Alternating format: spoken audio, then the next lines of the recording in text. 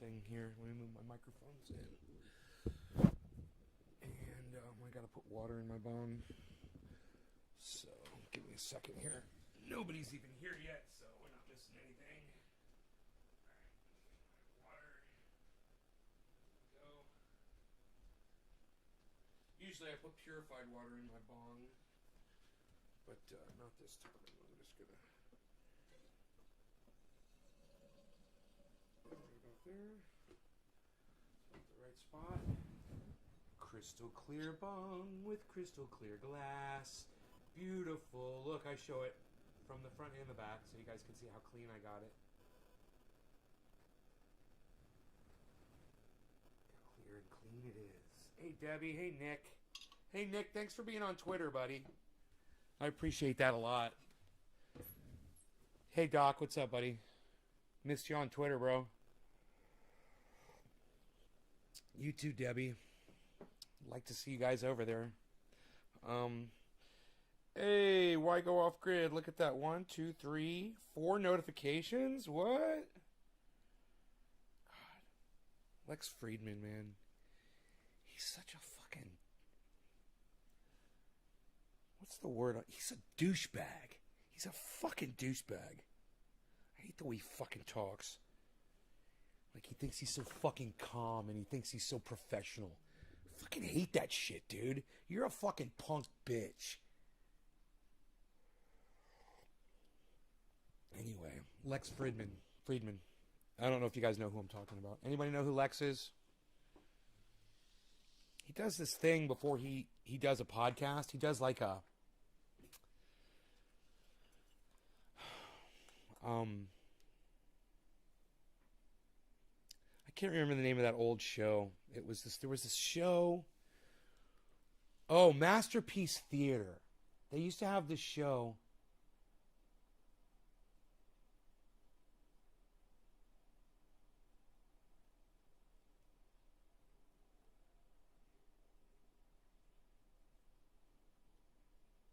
I hope I'm doing well.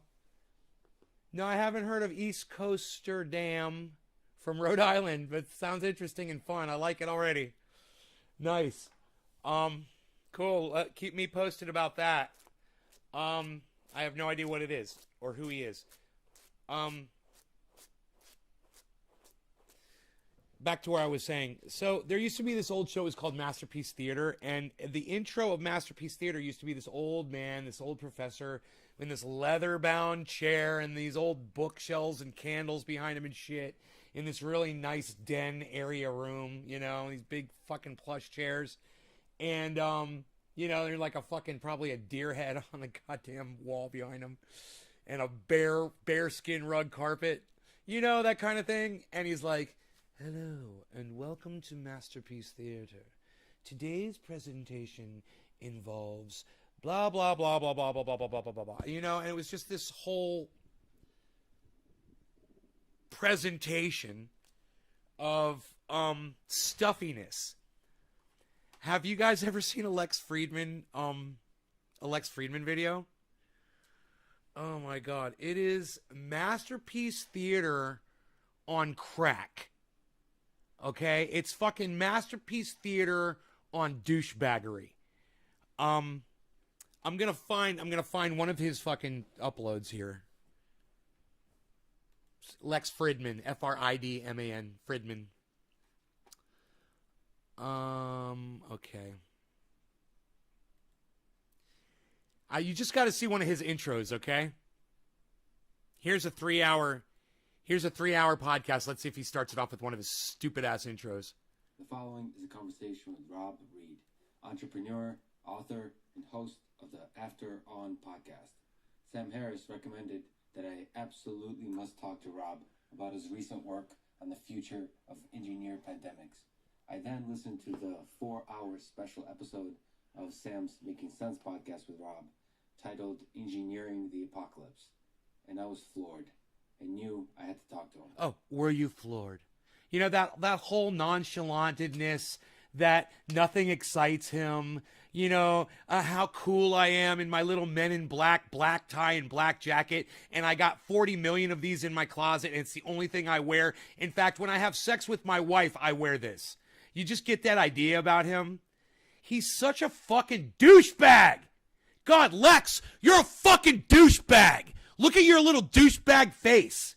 He's a fucking douchebag. Quick mention of our sponsors. Oh, shut up. That's his little masterpiece fucking bullshit theater intro, and I fucking hate it. And I don't just hate that. I hate the fact that he entertains people that believe in UFOs. You're a fucking idiot. There's no UFOs, you moron. Stop putting these idiots on your show. It makes you look like a moron. You believe in that shit. You and Sagar and Jetty, you guys are fucking idiots. He sounds dehydrated. He is dehydrated. Kai, I really like you. I don't know who you are, but I really like you, Kai. Yes. Wow, where have you been all of my live streams? Man, I need more people like you in my audience. Finally, somebody listening, paying attention, and getting it. Yes. Yes, thank you, Kai. Who are you? I love it.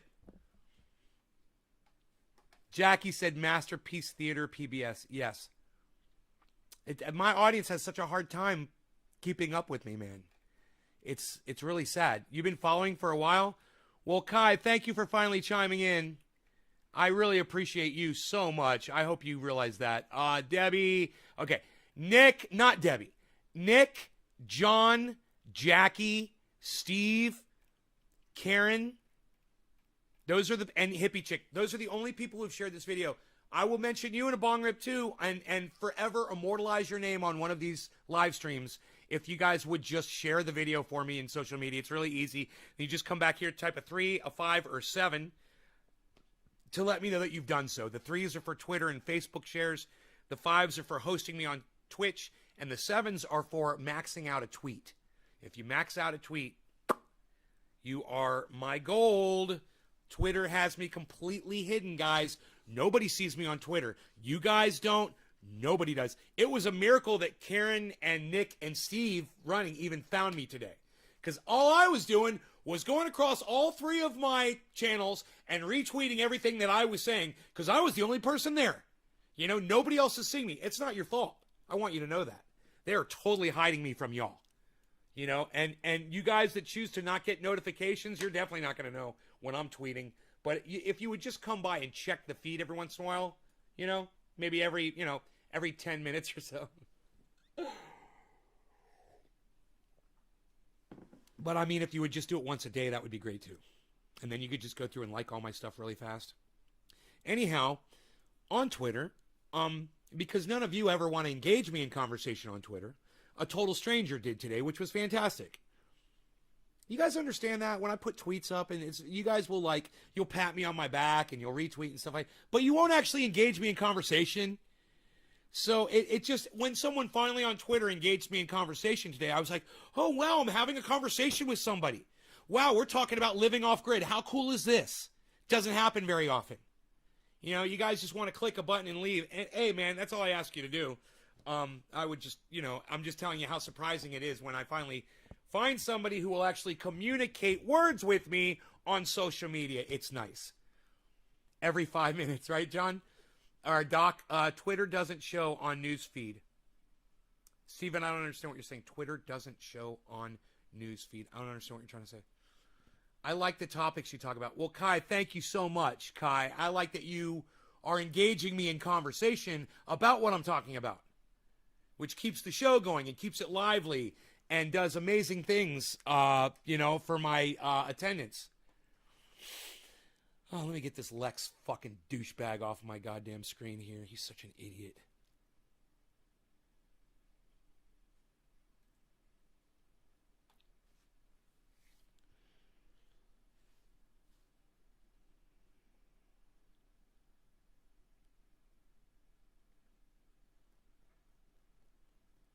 Okay. I'm gonna ask this guy to come to my live stream. The guy I was talking to.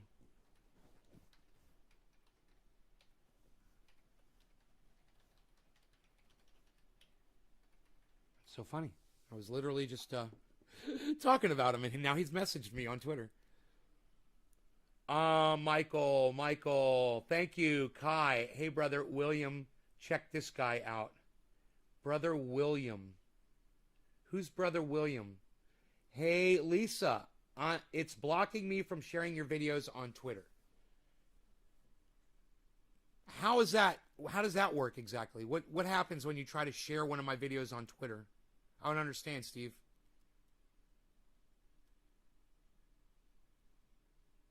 Diet's going good. Doing really good. Sticking to it, you know. Ate a whole bunch of food today during my window. I still have an hour and a half left in my window. I'm drinking coffee with a little sweetener in it. No whipped cream. Just 1 tablespoonful of sweetener in there. He just chimed in. I shared your live. Oh, Brother William. Brother William. I don't see anybody named Brother William. I'm sorry.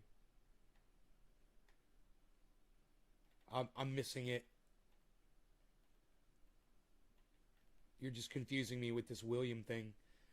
It says something went wrong. Try again. I'm proud of you. Hey, Steve, you know, you can still share the video. There's other ways to do it. You don't have to share the tweeted link. You can write the link yourself. Just type youtube.com/C/TrendyAsDabbers/live. C Trendy As Dabbers live. C Trendy As Dabbers live. youtube.com/C/Trendy As Dabbers/live. You could share that, Stephen Culbertson, and they're not going to stop you from sharing that. Good stuff. Hey, Kai, right on. You like coffee, mate? Sup, dude? Hey, Andrew. Can you see this? Andrew, yes, I see you. Kai. William Pahulu. Good. Okay, cool. Am I doing a dab or am I doing a bong rip? Bong rip or a dab? Bong rip or a dab? Clean bong or dab?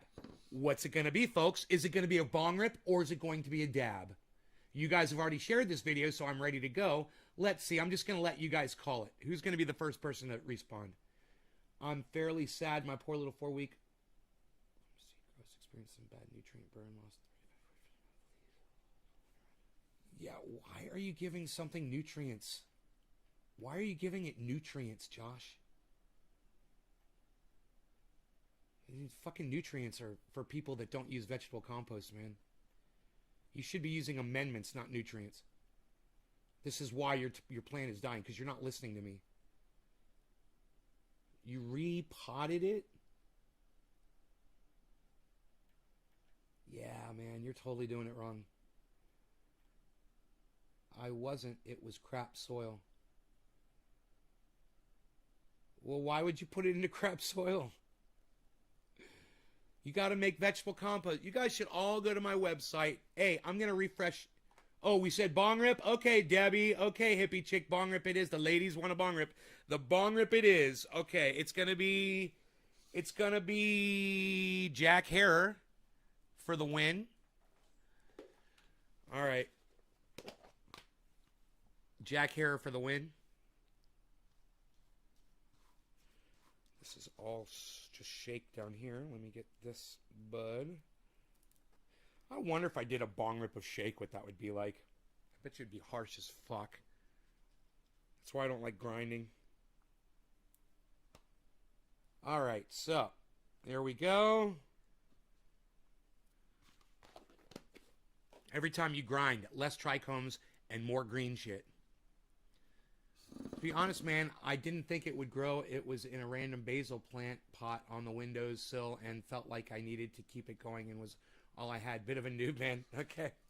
Well, if you want to learn, man, go to my website. It's naysgarden.com, Josh, and click on the link at the top of the screen. It says grow 4 pounds and learn how to grow 4 pounds on a plant. I've got an amazing grow update for you guys from today, man. It's fucking amazing. So, I haven't uploaded it, so make sure you guys stick around and I will show you that video on this show, okay? Don't leave. I got a grow update. I told everybody yesterday, for those that stuck around after an hour, I'm playing the grow update, and I had a crazy story, And I'll have another crazy story for you guys if you stay today too. But that's only for the people that stay and watch the whole show. I'm not giving you guys all my rainbows and unicorns and lollipops and candy canes in the first hour of these shows anymore. And you guys want to get the best stuff, stick around to the end of the show, man. Watch the whole thing. Leave me on in the background, whatever you got to do. And share me around and get more people watching, because that will make the shows go longer if I see there's more people here. All right. Cheers, ladies. Let's christen this bong correctly.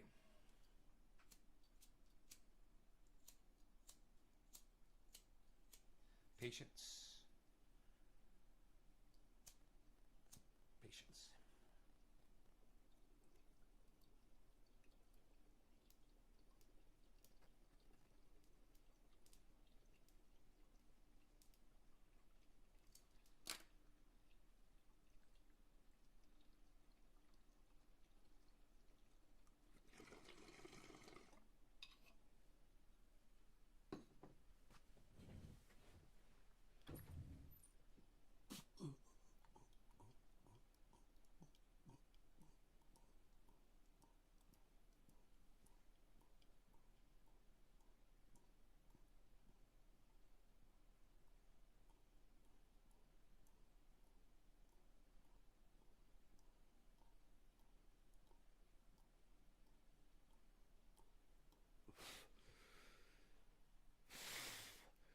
All right.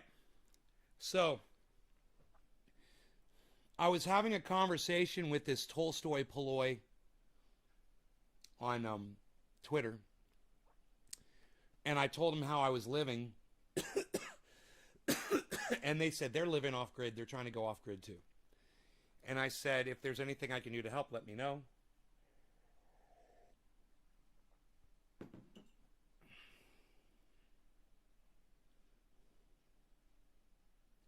You're welcome, Josh. Good luck. Going off grid is the shizzle.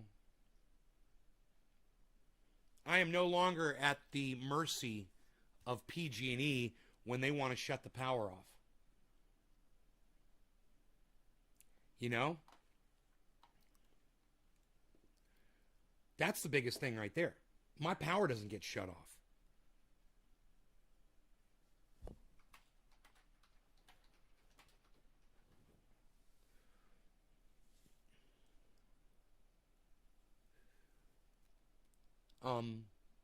You know, if Tolstoy, if you're in the live stream, say hi to me in there so we can stop talking on Twitter and we can start talking in the chat on my live stream. You have solar panels? Dude, I got 96 solar panels. I'm looking at them right now. They're almost completely out of the sun now. The sun has passed. It's done its deal today. I've made so much energy. But yeah, I've got 96 solar panels. They're pulling anywhere from, what is it, 275 to 350 watts each, something like that. And you know, I needed a lot of energy. I burn a lot of energy. I have, you know, I've got this waterfall right here is running 1,000 watts all day, all night, 24/7. Most people don't have that kind of energy running in their home. Most people don't have a continuous motor for a waterfall. You know, so it's depending on your electricity needs. I got to have running water, man, all the time. I got to have a waterfall. So I got to have a lot more solar power for that. You know, if I want to grow plants indoors, I need the solar power for that. Hey, Tolstoy, you made it. What's up, buddy? I'm so glad you're here. So if you have any questions about off-grid, Tolstoy,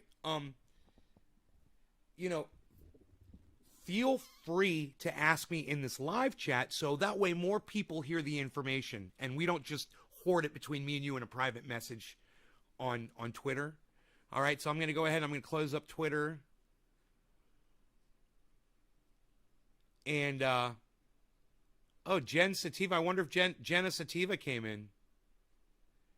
If she did, hello, Jenna, if you're here. Welcome. I follow you on Twitter all the time. You probably know me as the nasty guy who always tells people to not call it marijuana. But there's a, it's so much easier when I can actually talk to people about it instead of trying to type it out on Twitter. And if Jen is here, I'd love to get into that conversation. Because she's one of the few people that did not unfollow me after hearing me say stuff like that, I'm sure. We're also watching the crypto market bounce back after a really hard crash. Ethereum's still down. Bitcoin's actually at 33.8, doing fairly well. So, Matic and Cardano are there for your grabbing, guys. $1.22 and $1.16. If you just want one coin of Matic, it'll cost you a little more than $1. Spend $10 of Matic. Go get $20 of Matic. You'll have a few coins, man. That shit goes $8,000 a coin. You're going to look me up, man. You're going to look me up and send me a check. And you should. Because I've had to just beg you guys to trust me on this thing. And I know the last few days it's been really bad. And there's going to be days when it's probably even lower and it's even worse. But remember, the days that it's soaring, I'm telling you, I'm pulling profits out. And that you guys can do that too. And you can be making money off this for the rest of your lives. And you can get lucky with it and you can get rich with it too, just for having a small investment in it. But I snagged another $1,000 of Bitcoin, and wow, it paid off. What was the title of this morning's video? I don't know what it was. I do not know what that title was. Let me know.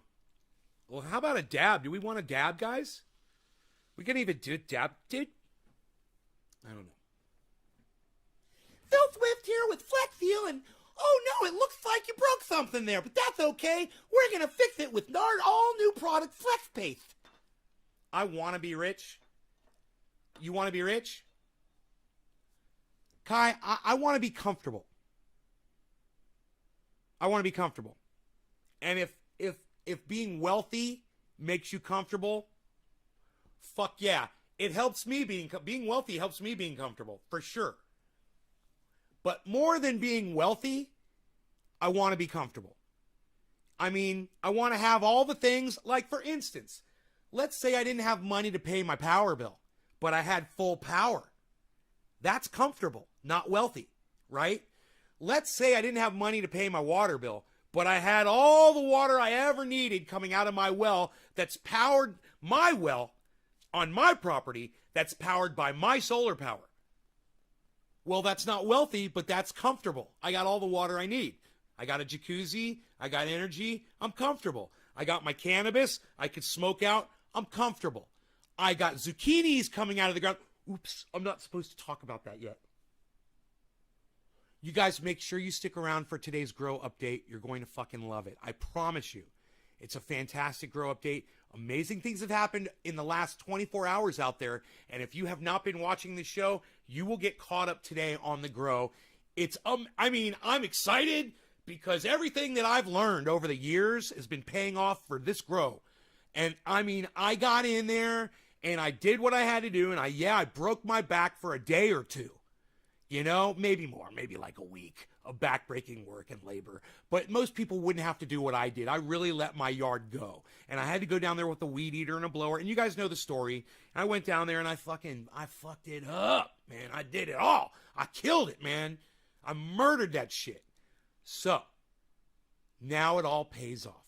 And today, on this show, you're going to get to see some incredible things that have happened inside that grow room. In fact,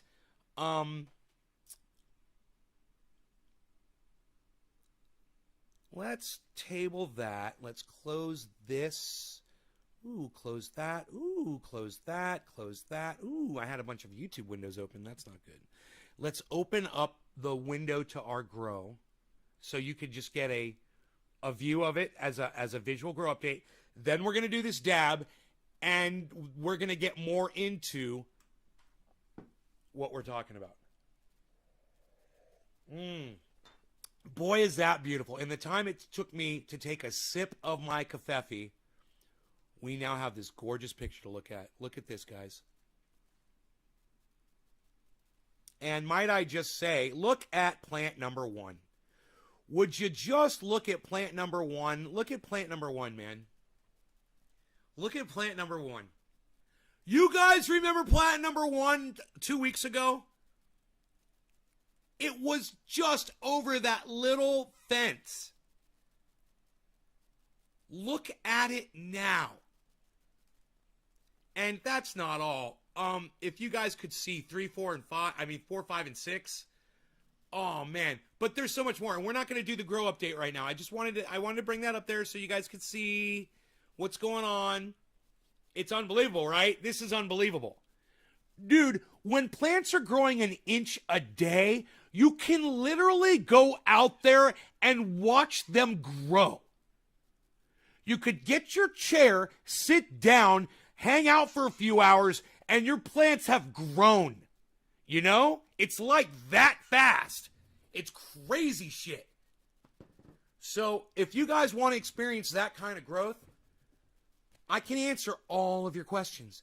It's all free. The information is free. And what you need to achieve this kind of growth is free too, for the most part, are very, very cheap, very inexpensive, but very obtainable. And if you can produce your own cannabis, then you can produce your own income, because in the future, if the whole world, if the grid were to collapse, cannabis will still have value. I promise you, people will want to get high when they can't fucking play their Xboxes anymore. They're gonna want to get high. It's gonna have value. If you could do this, you're gonna have that. And this can be chickens and eggs. This can be, some meat that one of your local farmers is raising. It can be vegetables that someone like me is growing on a massive scale. It can be toilet paper. It can be mullein that you can use as toilet paper that I have growing all over my property. Yeah. I let it grow. Most people cut them down. I'm like, well, it's toilet paper. Why would you throw good toilet paper away? What if toilet paper is no more? Well, you can wipe your ass with mullein. And you might be like, dude, what do you mean? Hey, man, what do you think fucking cowboys used to do before there was toilet paper? Before there was a fucking 7-Eleven to go get a 6-pack of toilet paper.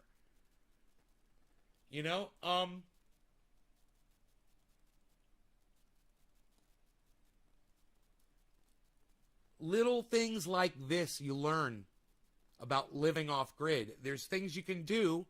I've got this raspberry bush. It's been here for 10 years. I didn't know it was a raspberry bush. It used to be covered with trees. I cut the trees down to put in solar. And within, however many years the solar's been here, the raspberry started to bloom. So now I've got fruit. I'm thinking about putting an orchard in my front yard, but I'm going to purchase the trees before I dig the holes. Because I'm like, I'm not digging holes in my yard, just having these fucking holes here without having the trees first. So that's something else I'm going to do. Orchard. So many things to discuss about living off grid. But you guys, if you have questions, now would be the time, because I'm going to fire up a dab. While I'm firing up a dab, if you've got a question about living off grid, growing cannabis, growing vegetables, or whatever, we've got sunlight coming through the window. Perfect for smoke rings. Are you guys ready? Sandy Smith shared this, and everybody else who is sharing this video. Kat Stoops, thank you, Kat. Nice new image there of your avatar. I can see that's beautiful. Can see your face. And the rest of you know who you are, who've already shared this video. I had to refresh the chat. Thank you guys for sharing this video on social media. That's what brings more people here and makes it happen. It's really frustrating for me. If you guys want to help alleviate some of my frustration, please download the Twitter app onto your smartphones, or just get on your computers, your tablets, or whatever, and go to twitter.com. Man, you guys could help out so much. You guys have no idea how much of a voice. You could amplify me, man. And this kind of information that I put out, whether we're talking about off-grid cannabis growing, the medicine that we make from the cannabis that's great for so much pain and itching and everything, make it available to more people. You know, make it more popular, and it'll make me want to do this more for sure. All right, you guys, thank you so much. No law regarding cannabis. Cheers.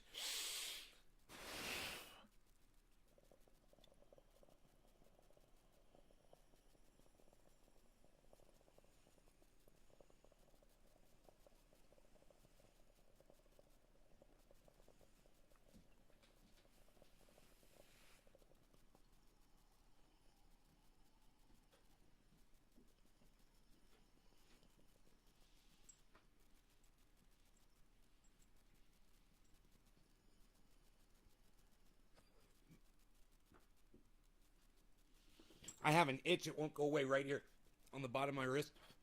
Here, let's blow some smoke rings.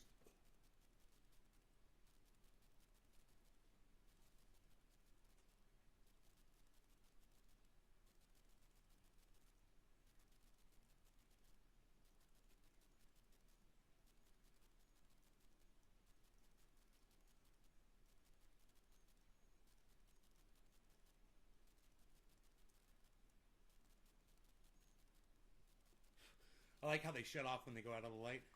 So I'm going to put some triage oil right here. I've got this itch. I just want to rip my skin apart.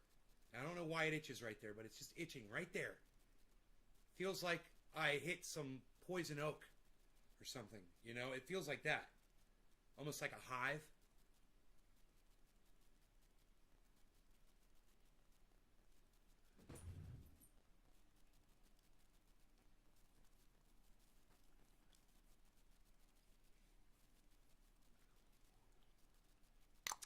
Let's blow some more smoke rings, shall we?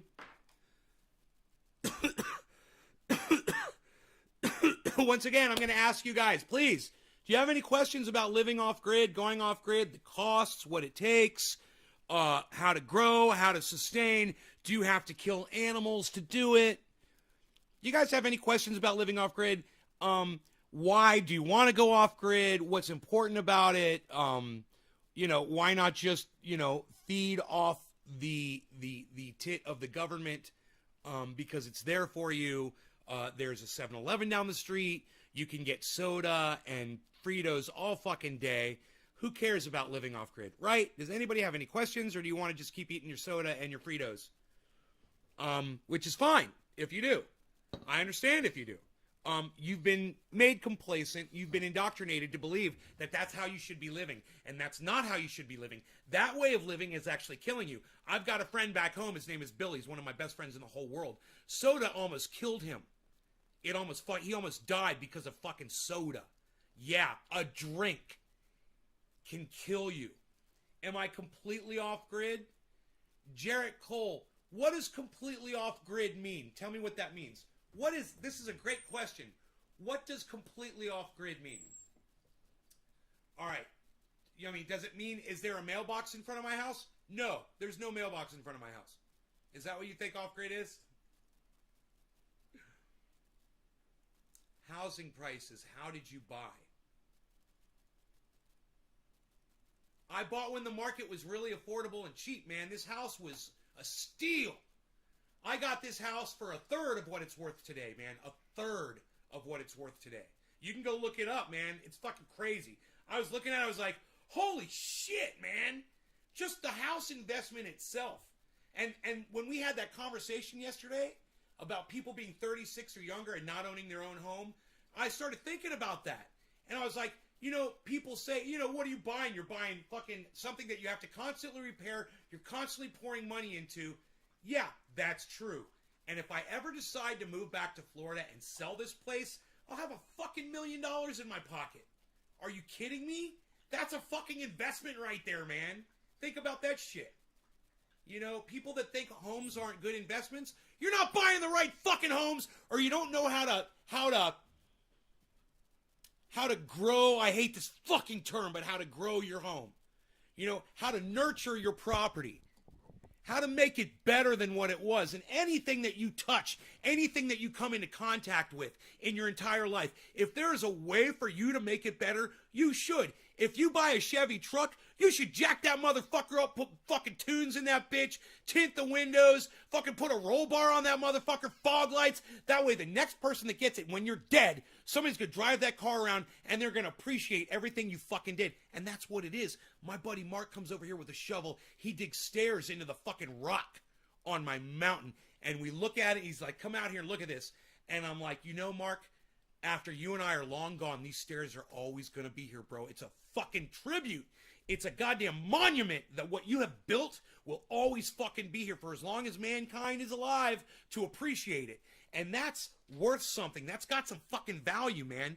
I went by somebody's house today. I was driving down the road, and I saw these two giant stone pillars. He's obviously a stone worker. In this little house, you know, in these little row homes, whatever, on this little quarter acre, and boom, this guy's got two giant pillars and an iron archway over the top. And that's what you gotta fucking do, man. Build those fucking pillars, man, in your lives. Make shit better. You know? And you can do it, man. You can do it. Be like that. Don't be the person that moves into a place and fucking destroys it. Don't be that person. You know? And if your landlords are douchebags and they fucking deserve it, then fuck them. Then fuck that house up. Go get yourself a turkey, a frozen turkey, right? Go get yourself a frozen turkey the day you're moving out of that motherfucker, and cut yourself a hole in the drywall. Put the turkey inside the wall and then drywall it and then paint it and make it look brand new. And leave that fucking house and let that fucking turkey rot in that fucking house. You didn't hear that from me,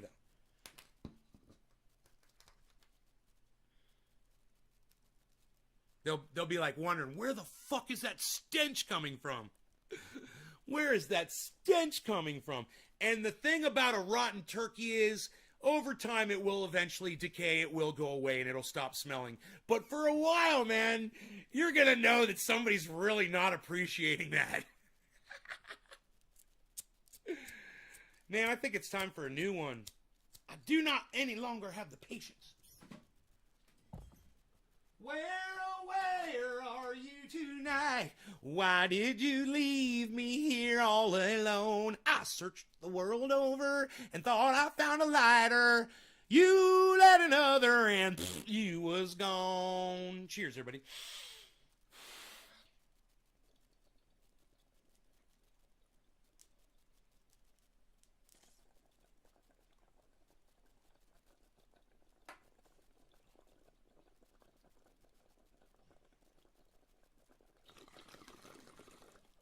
All right, so you asked me some great questions.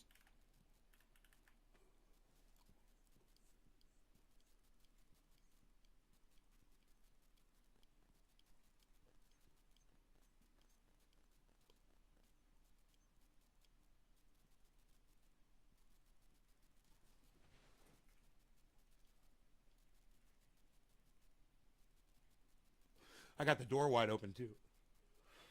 Not bad. Are you completely off grid?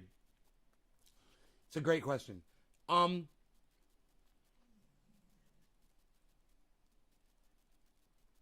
No, I wouldn't say that I am. But then again, I don't think I know what the definition of off grid is. So let me find out.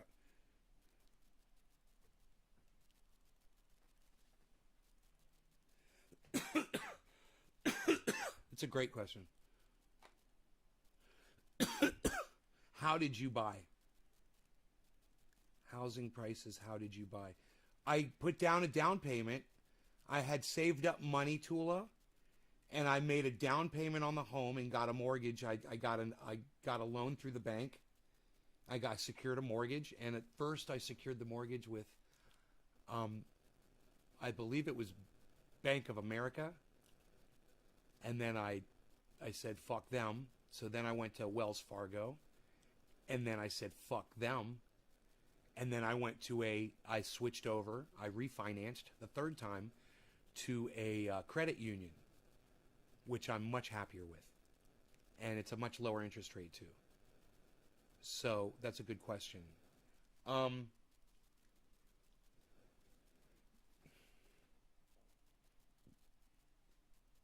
Okay, Google. Off-grid definition.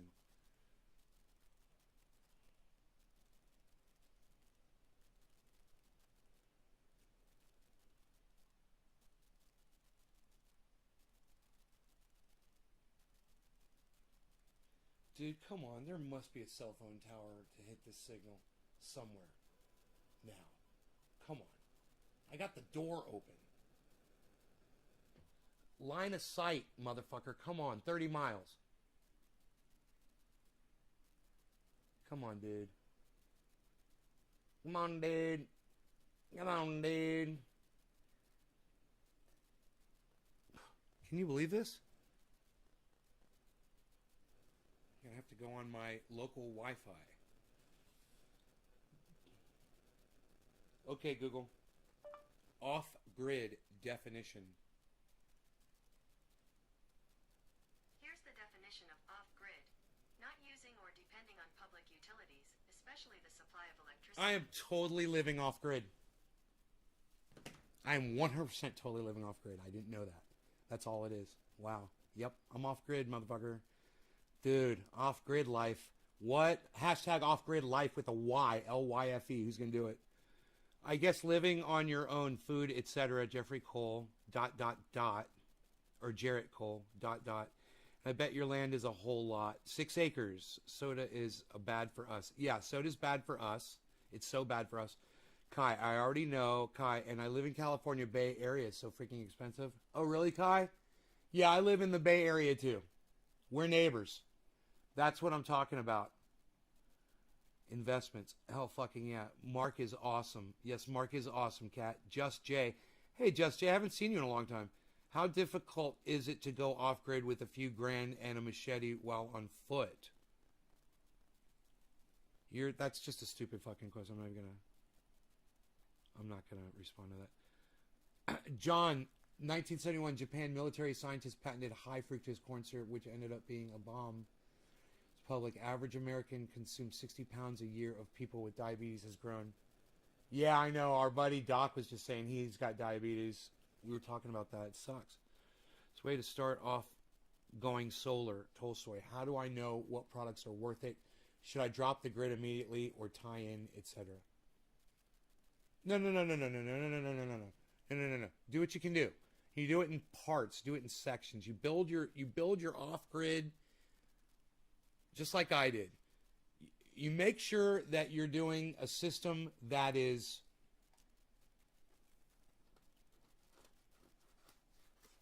expandable. Make sure that you're building a system that is compatible with all other. Don't buy Tesla. You know, that guy goes out of his way. He literally has patents to literally subvert having cross-platform with his name brand. He's the biggest douchebag monster on the planet. And people don't know that about Elon Musk. Basically, that's what his contribution to Tesla is going in there and making their product so nobody else can interact with it. It's douchebaggery at its finest. So you want to go with equipment that is cross-platformable. So, like, the first system I bought was a brand that I no longer use, but I made sure that when I got it, I wanted to make sure it would be compatible with anything else. And my solar guy said, no matter what you want to do, he said, this will be compatible with anything else that you do. So my first thing, I didn't have inverters. My inverters were actually on the solar panels. They were individual inverters. Every solar panel had its own inverter. It goes right into the fucking, and you can start with a little system like that. So where you don't have an inverter on the wall, it's actually underneath the solar panel. It's a little plastic cased electronic device inverter. It will convert that solar power right there to what your fuse box will use. Right? So, you could start with something like that, And then you can go to a system that is bigger and will require its own inverters. And you can literally pair that up with that system. And it'll all work together flawlessly, beautifully. Once this, if you're using software like I am, and you don't need to have a software-based system, but mine is really technical because I've got a cross-platform system. It's AC/DC, right, which is a new thing. And because of the way we built it, we started with one, and when we added more of the other. We started with the system that had the inverters underneath each panel. It had 32 inverters. I know that sounds expensive when you can literally just get one inverter for 32 panels, right?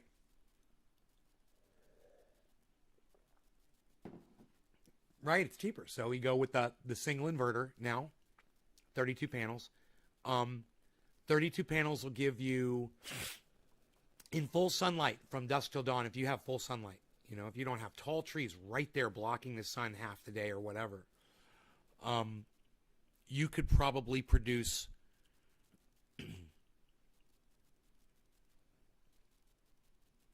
enough power.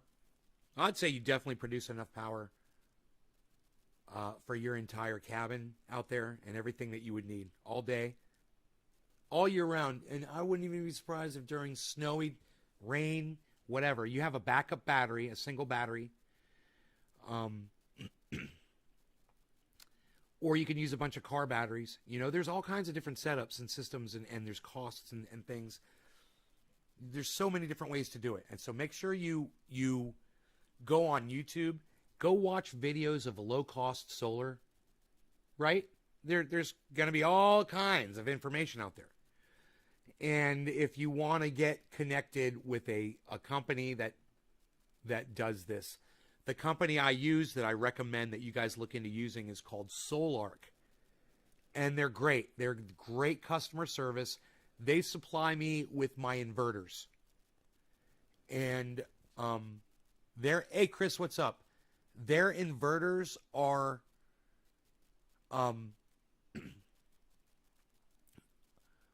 highly scalable and easily altered for whatever purpose you're using them for.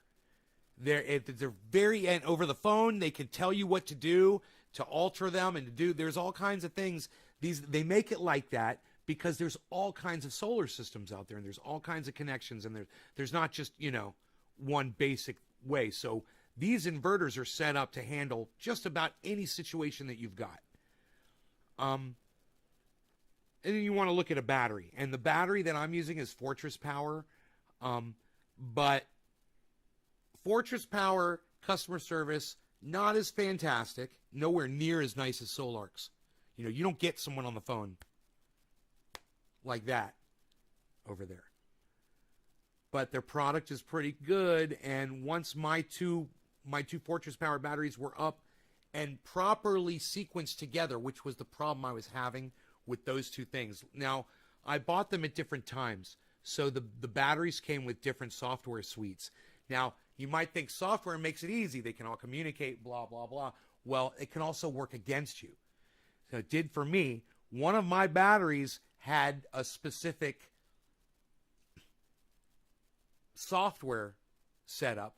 The other one had an upgraded version of that software. They were not compatible.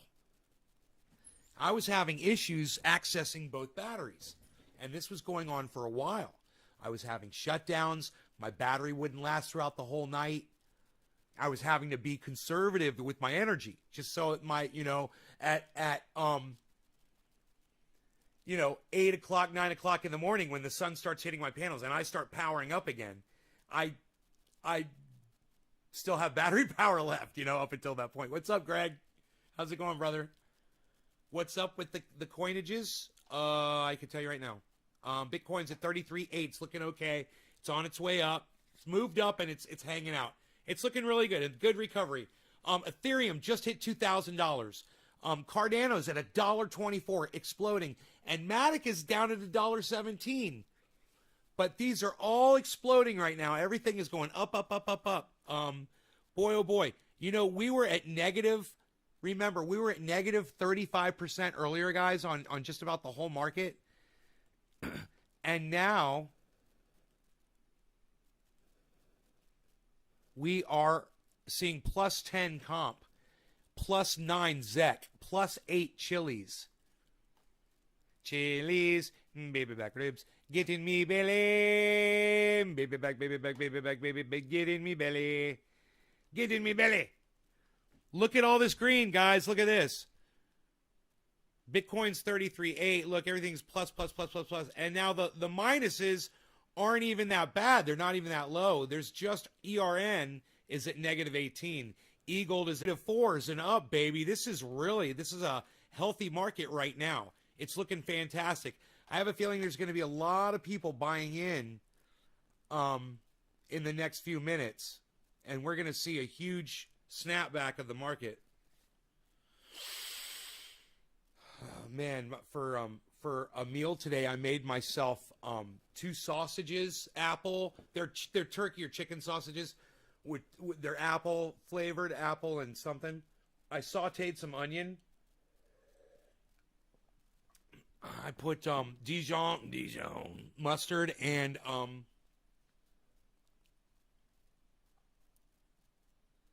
yeah, you guys want to hear good off-grid advice? Listen to Chris P.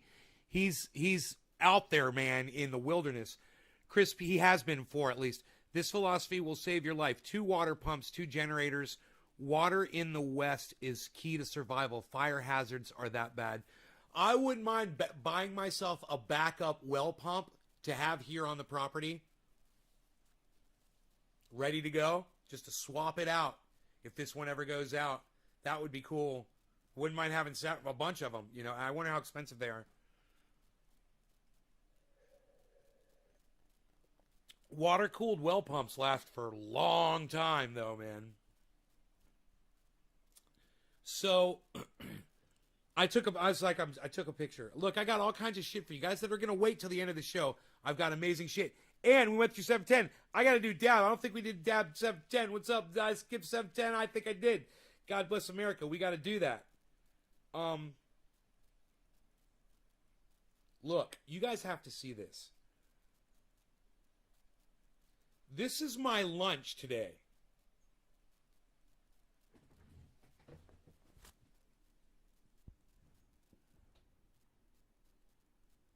And when you saute the onions, you don't get onion breath. Look at the mustard and see the mustard on the mayonnaise? There's mayonnaise and mustard on top of the mayonnaise, and then look how well sauteed those sausages are. On toasted hot dog buns. Tolstoy, you're going to be my new best friend. You know that? We had such a nice conversation on Twitter. I can't even get my own Tolstoy. I can't even get my own audience members to have a regular conversation with me like you just had with me on Twitter today. They'll go on Twitter, they support the fuck out of me, and they're like, yeah, Nay, we really like what you said, and blah, blah, blah, blah, but they won't, read the tweet and tell me what you think about it. How about you do that? Like Tolstoy did. Tolstoy, you could blow up my Twitter feed. Just you and I engaging in conversation about stuff. You know? God. All right, so I got a video for you guys. I got a video for you guys from the Grow. You guys stick around. Listen, I know there's a lot of people right now that are leaving this show. They're going to miss out. You're going to miss out on the best, guaranteed, the best Grow update yet this year. They're going to miss out. And you guys that stay and watch the show, you're going to get to see it. But I'm not ready to show you the video yet. So I'm going to put this away. And I'm going to sip my coffee, and I'm going to do another dab. I was taught by my Jewish friend, bacon on a hot dog, a little burnt. Absolutely amazing. Dude, Chris, bacon on anything is absolutely amazing. Your Jewish friend. That's so funny. Oh.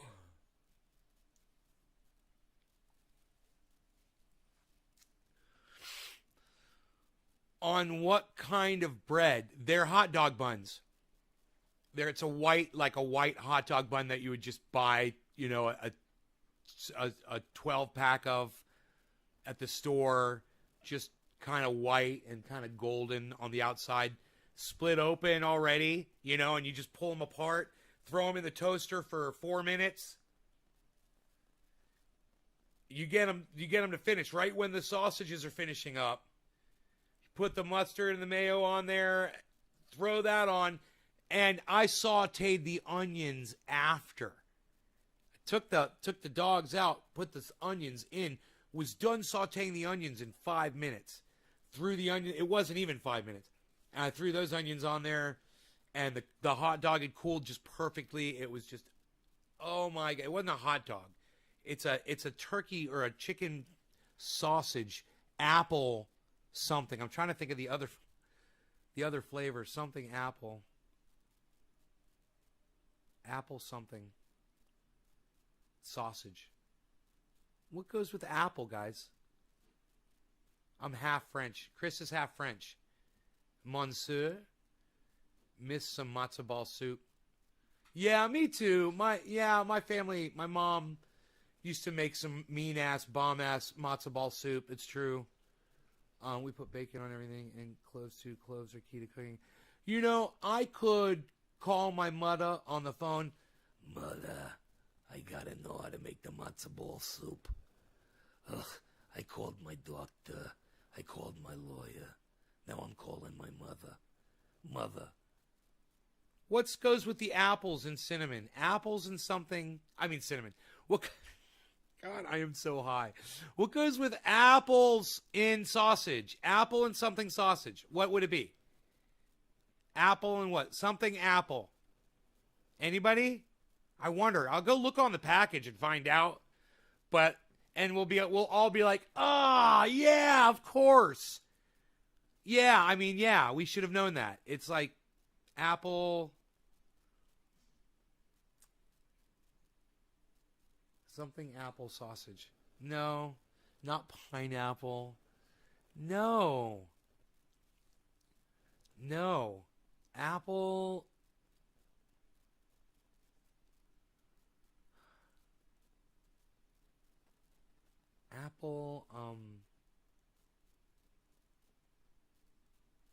The other ones have like cheeses in them and stuff. No, and this one I don't think it had cheese.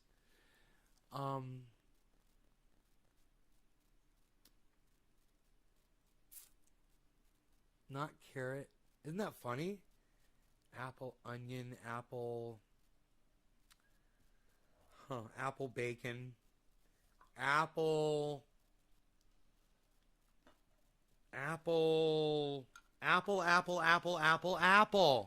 Hey, Sandy.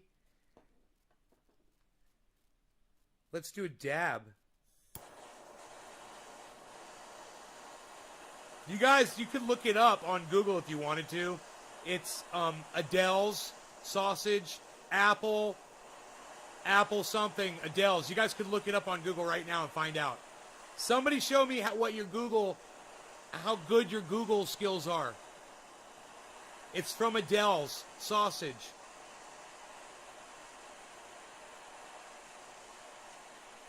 Chutney. Go look. I want you guys to Google it. While I'm doing this dab, I want somebody to Google it. Maybe it just says chicken and apple sausage. Maybe it just says chicken and apple sausage. Sandy Smith and the rest of you that are sharing this on social media, thank you guys so much. It's the only way this gets out. Cheers.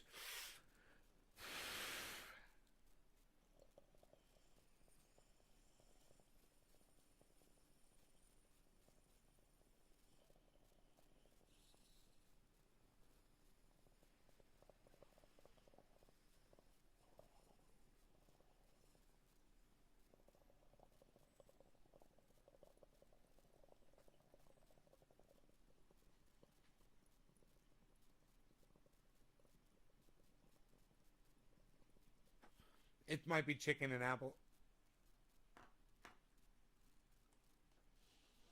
It's chicken apple.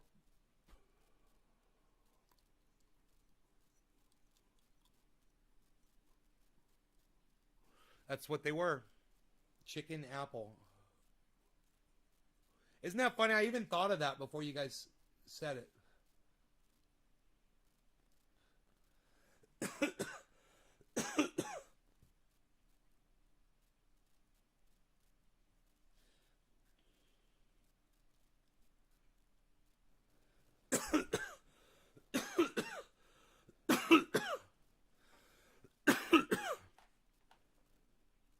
All right, you guys, I want to let Kai leave so they miss the grow update.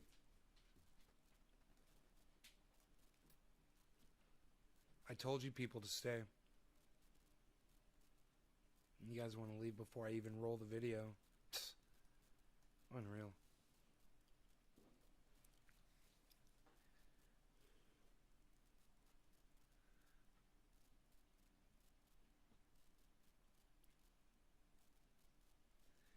We don't do that God thing, Kai. We don't do that bless. We don't bless. We don't jaw. We don't God. We don't do any of that bullshit.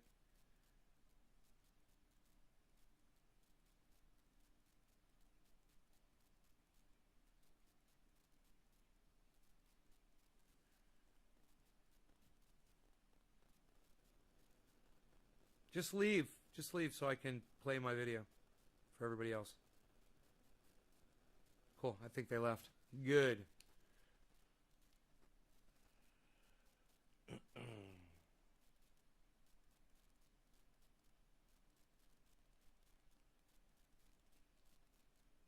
guys, I'm out here in the grow again.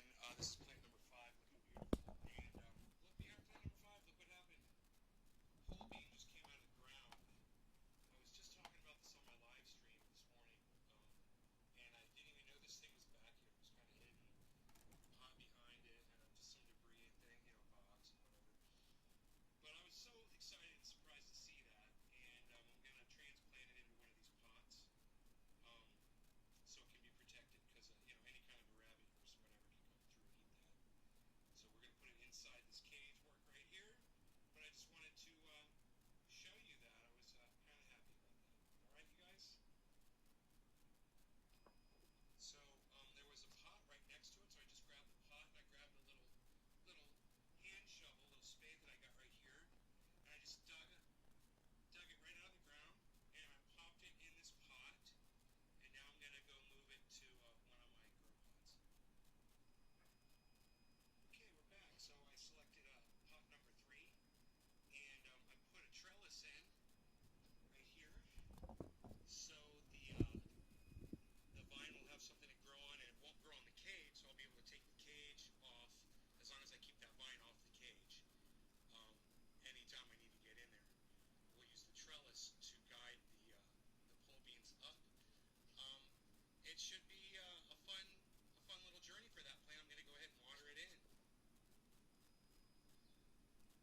And I've gone ahead and I've watered the pole bean in. I found 2 other pole beans on the ground, and I just planted them next to it. So it should be beautiful right here next to plant number 3. We'll see if it survives the transplant and keeps going. I think it will, because those are they just seem really hardy. And I think that seed must have been really shallow in the dirt, so I think we're okay.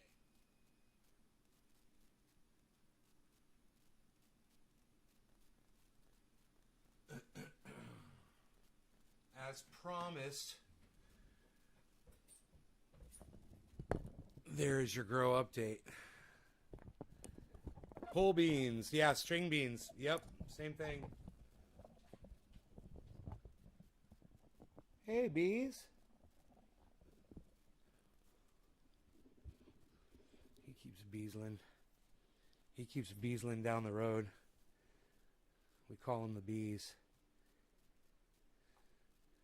So I found, now that you saw the video, and you couldn't hear the audio, I'm sure, but I found a pole bean growing outside one of my pots, which is absolutely normal because the pot was overflowing sometimes over the last few years, and there was really good soil, just kept flowing out onto the ground right there. And there were pole beans, and, you know, some of them died and they fall on the ground, and this is nature. This is how it works.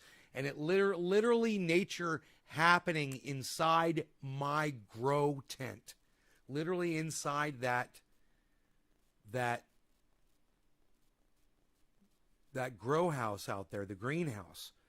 And it's happening just like it would out in nature, you know, where something dies, it decays, the seeds are exposed, they go down in the ground, water hits them, they start sprouting.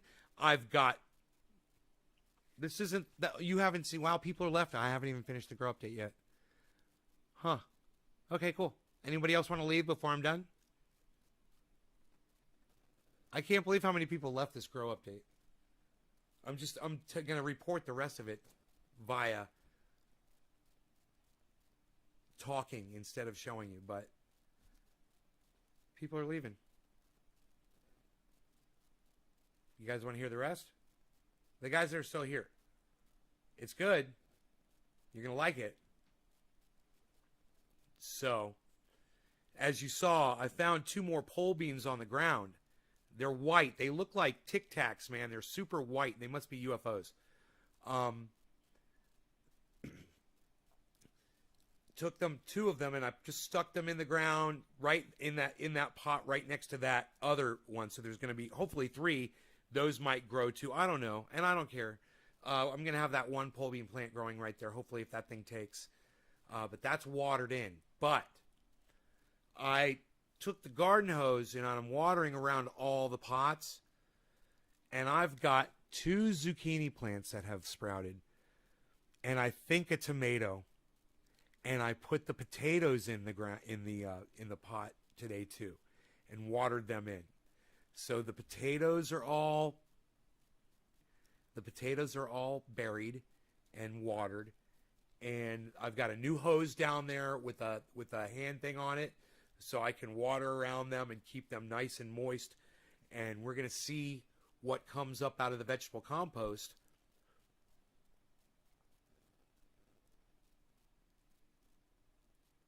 Made to the top of a mountain on Saturday, the first time out in a long time. Life is so beautiful. I look down on my property and the burnt trees and destruction. It's green now.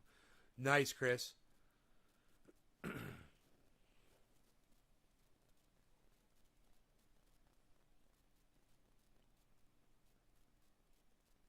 How much property are you on? Are you in Canada?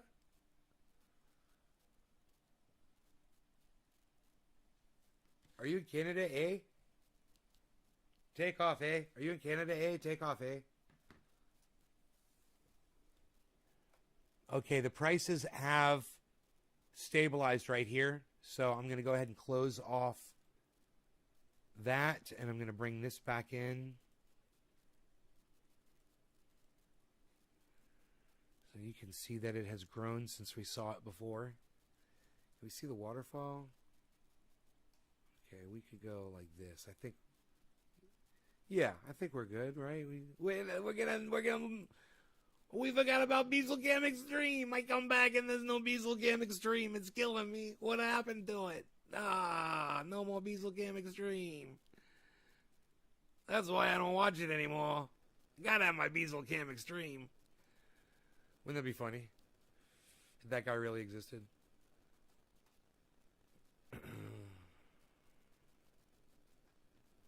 Hey man, that's everything right there. You get to see the fake award. You get to see the glass. You get to see the coins.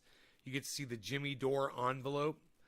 You get to see the moon and the obsidian ball, the mug. You get to see all of that, and you get to see the grow, and you get to see the bees, and you get to see the bong.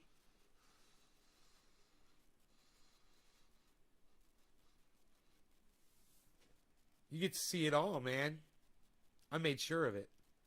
All right, so this is the rest of the grow update. So I also watered in and around the ground area around all of the entire floor area. And I watered down the walls were full of dust and dirt from all the blowing and all the weed eating and everything that I've been doing in there. It's all dusty and dirty and shit. I cleaned up all the walls inside. Then I went outside and I washed off the top with water and let it all run down. It was all dusty and dirty too from years of it not being rinsed or washed, you know. That's rained on it, but it's been a while since it's rained. So since it's rained last, there's a ton of dust up there and you can see it. So that means more sunlight, right? It's going to be brighter in there. It's cleaner. There's less obstruction because I hosed it down. I also went around the outside and I hosed all that down, so it's nice and getting nice and hard out there, and I'm going to be able to do that all the time. And the more you hose stuff down, like a sandy area like that, the more it solidifies and becomes like cement. So I hosed down the stairs, everything. Rocks, the foxtails, where all the dead foxtails are, you know, to suppress them so they don't get caught up in the wind and shit. It'll be interesting to go down there right now, you know, just to kind of check in with it and see how everything's doing. I'm telling you guys that plants 4, 5, and 6, Mark's plants, are fucking huge. His are way bigger than mine, man. Way bigger. My plant number 1 is probably the biggest of my 3. All 3 of his are bigger than plant number 1. They're looking great. And he doesn't even know it. He still hasn't been out to see. Get away from my coffee, you little motherfucker. Fuck you. What time is it? Yeah, I still got time. I can still consume food up until 8 o'clock. I'm doing fasting. So it's easy. It's. I thought it was gonna be hard. There are times when you get hungry, but it's okay. You can do it. Just go find yourself something to do, you know. And that's all. So I am only eating for 8 hours, but in an 8-hour window every day. That's my fast, and then 16 hours no food. I can drink water. I could have coffee with no sweetener, no creamer in it. I could have just straight black coffee. I could have iced coffee. I could have hot coffee. I could have iced tea with no sugar, or hot tea, no sugar, or water. Basically, that's it. For 16 hours, and your body eventually will start burning fat that you've got that won't, like stubborn belly fat that won't go away. So, you know, I show my belly. I'm not really, I'm not embarrassed to show it to you. I've been much fatter, in the past, and this is probably the thinnest I've ever been in my entire life. But you'll see as I do this that hopefully all of this, I fucking hate this shit. Hopefully all this is going to go away. And I want you guys to be able to see this on camera, how much fat I have there. That's my 1-pack right there, man. You see that shit? What? Psst. Ladies? That's my 1-pack. Or I guess I should say it's my 2-pack.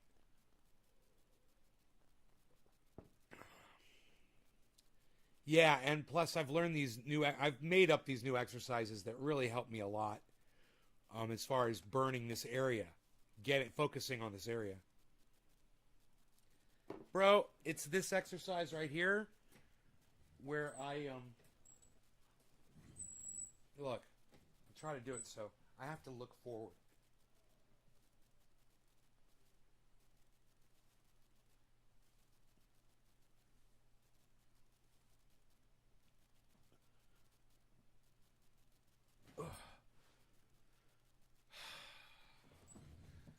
Lifting those legs up like that and then trying to straighten your knees out and do it with your legs straight out. And I can almost do that now, but I got to really work on it more. I got to work on it more. I'll work my way up to it, you know.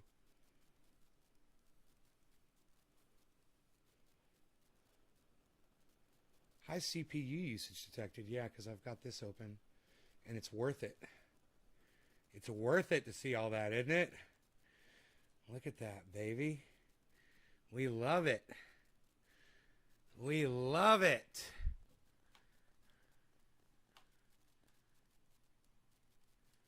You can see the whole thing right there. There we go. Look at that. I could go like this. Oh, there you guys are. You guys are back there. I forgot about that.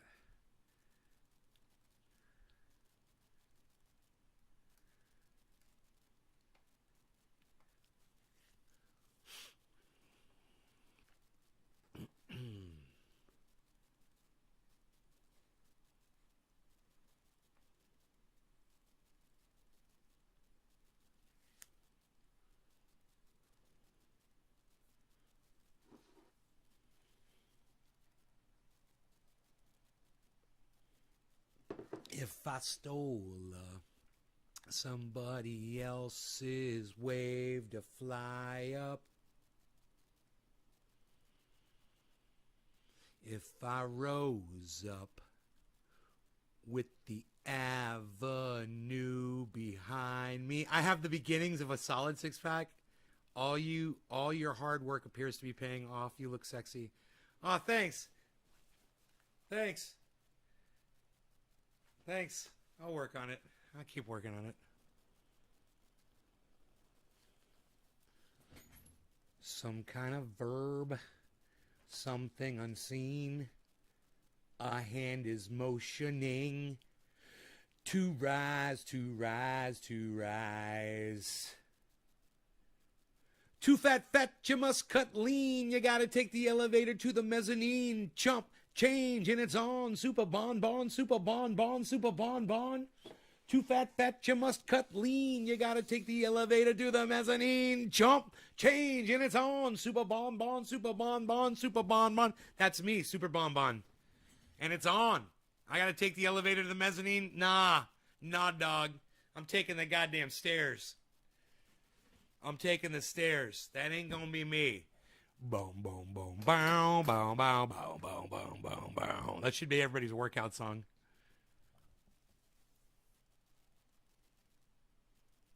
You gotta cut lean. You're too fat. You must cut lean. I love that. You're too fat. You must cut lean. You gotta take the elevator to the mezzanine. Jump. Change, so it's on. Super bon, super bon, super bon. You're sitting there eating your super bonbons. And for me, it was Oreos. But, you know, I ate Oreos thinking that as long as I was maintaining my weight where it was, that I was okay, man, you know? I went from eating, let's say, 8 Oreos a day. 2 times a day, I would eat like 4 Oreos and maybe 3 or 4 Oreos. Maybe twice a day. And usually probably more like once a day, but twice a day, yeah, for sure. With chocolate milk, with ice cream, and with whipped cream, all at the same time. I used to do that almost after every breakfast. I like to do that in the morning because I thought I could burn the sugar off throughout the day. That's what I was kind of rationalizing with myself. And you know, I had one Oreo cookie the other day. It was yesterday. It was during I was able to eat my 8 hours, you know, and I was like, fuck, I'm going to have some ice cream, man. I still got 15 minutes right now. I could totally have ice cream right now. Will I?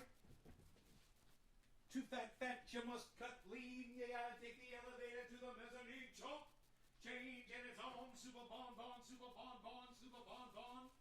Too fat, you must cut lean. You gotta take the elevator to the mezzanine. Jump, change, and it's on. Super bon, super bon, super bon. Bow, bow, bow, bow, bow, bow, bow, bow, bow, bow. Not only is it Ben and Jerry's, but it's Ben and Jerry's tiramisu, which is 370 calories per serving.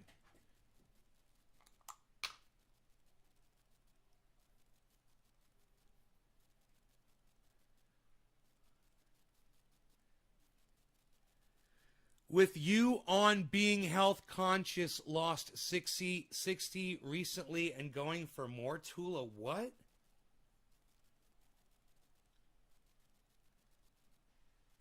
From Israel, must be 10 years now.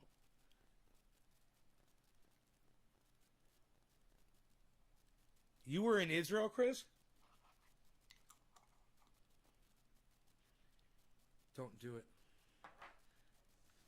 Boom, boom, boom, boom, boom, boom, boom, boom, boom, boom. Look at that. Boom, boom, boom, boom, boom, boom, boom, boom, boom, boom, boom. So this says, if you eat the whole container, it's 1,110. If you eat the whole container. If you eat a serving, which is a third of this, it's 370 calories. If I have tiramisu, look at this. Look at that.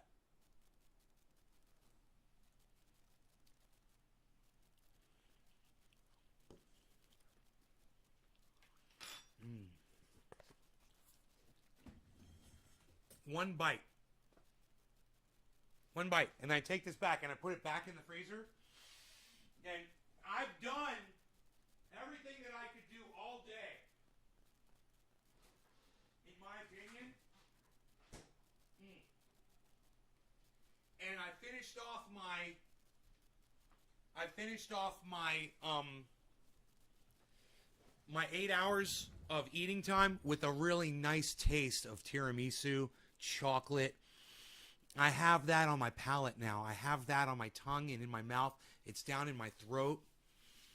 It's one bite. Well, can you cheat? Look, you guys can get on YouTube and you can learn all about fasting from the correct people. Look, I am not an expert on health or anything like that. It's dangerous enough that I'm giving you guys financial advice on here. It's a good thing there's people like Chris and Joe to give you guys the counter narrative from what I say.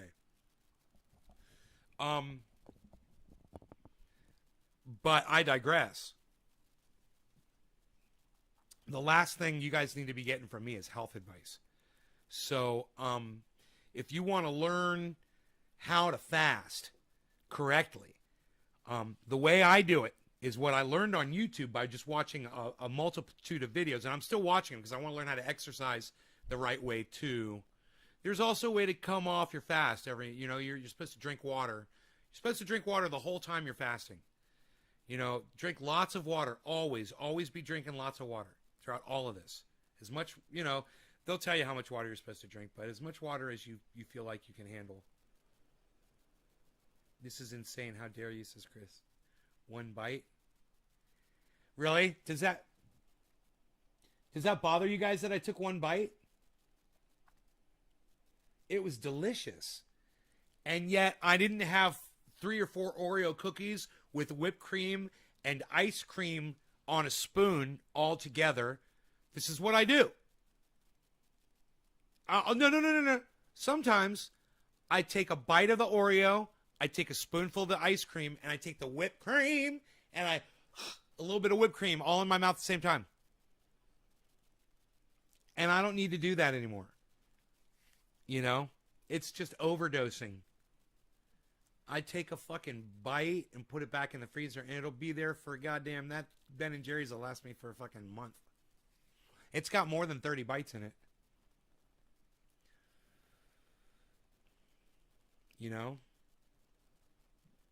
But it's not about self-control. Self-control would have been not eating any of it. It's more about getting that flavor in there so I don't feel like I've been robbed of my normal eating habits, which are to fucking pig out on that stuff. And it tasted really nice. It was really good. And after the show, I'm going to go eat that whole fucking thing. No, I'm kidding. I'm going to eat the whole thing. I'm going to sit here. I'm going to smoke. I'm going to eat the whole thing. 1,110 calories, it said. And I'm thinking to myself, I could do that. I could do 1,000 calories. Yeah, okay. I'll run around the house 50 times. I could justify it.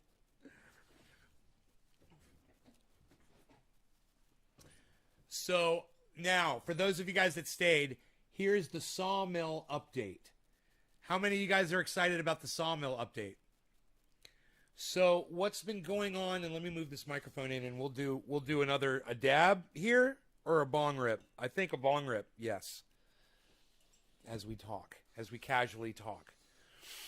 The sound should be perfect, right? Is the phone not interfering and the sound is perfect? The microphones are perfectly right where they should be, right? It's all perfect, right? Everything is perfect, right? The sound is perfect. So, my Sawmill motor, the original one, was what they call a single phase motor. And I got confused and I thought it was a 3-phase motor. So when I bought the new motor to replace the old one, I ended up buying a 3-phase instead of a single phase. Now, there's so much going on with that. But I'm going to break it down for you. Number one, 3-phase motor is stronger and faster and more powerful and uses power more efficiently than a single-phase motor. A 3-phase motor requires a warm-up to get the motor going. A single-phase, you turn it on, and it's going. It's got one phase, and that's 100%, right? This 3-phase allows the motor to warm up, get going, and the motor lasts longer, it runs stronger. There's a lot of benefits to having a 3-phase motor. But my power is only set up single phase, which means there's 2 leads, and you get 240 volts, and that will work on a single phase motor. And if you wanted to run a 3-phase motor, you'd need 3 fucking leads of 240 volt to run a 3-phase motor. So I bought a motor, and in my mind, I'm thinking, I bought something, it weighs 100 pounds. I don't know how the fuck I would ever ship it back. And it's the wrong thing. What the fuck am I going to do? I've already got problems. The post was the wrong size. It wasn't the right, size wheel to go on on the axle. So how was I going to run the belt? So I had to go find a pulley. I had to find the right size pulley, and I got that coming. That should arrive soon. But this whole power thing, I went down there and I thought, well, maybe it's 3-phase going in, and they just wired it single phase.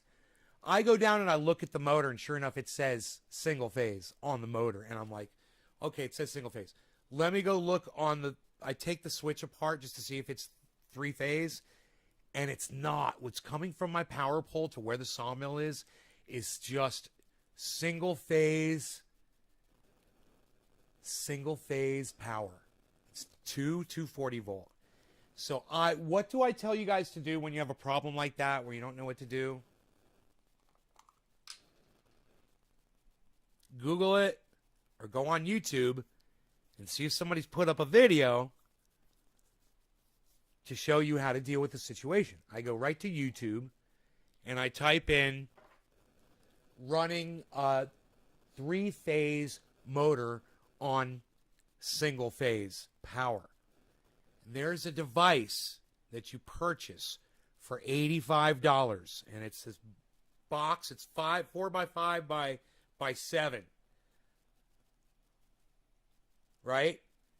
And it's a thing that converts single phase power into 3-phase output.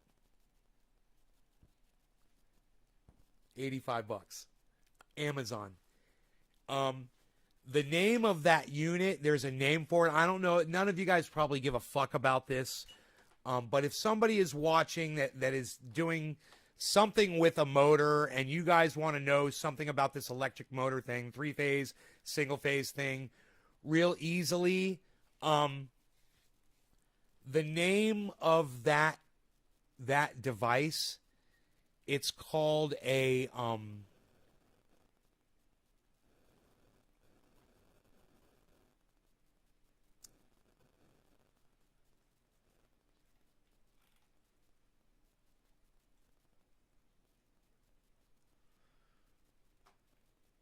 It's called a VFD, a variable frequency drive. A VFD, variable frequency drive, inverter converter for CNC spindle motor speed control. Single phase input, 3-phase output. $85 on Amazon. Much harder to cut, right? Spray oil on blade when cutting. Hey, what kind of oil, Chris? I never heard that.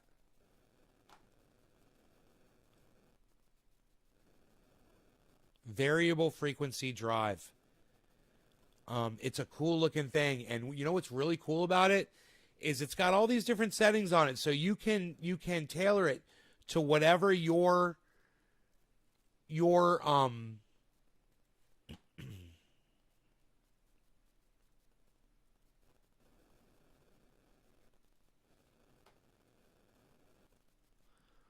whatever your specific need is. There's the unit right there. That's what it looks like. And the face, the bottom of that opens up. It flips up, and all the little switches are in there. And I got a little outside thing because it's going to be outside. So I got a thing that's going to fit into. That's an outside weather resistant. It's a waterproof box that will be inside of. It's going to be a fun little project to wire it up. Yeah, I got pine, bro. We're cutting pine and Douglas fir. It's all softwood.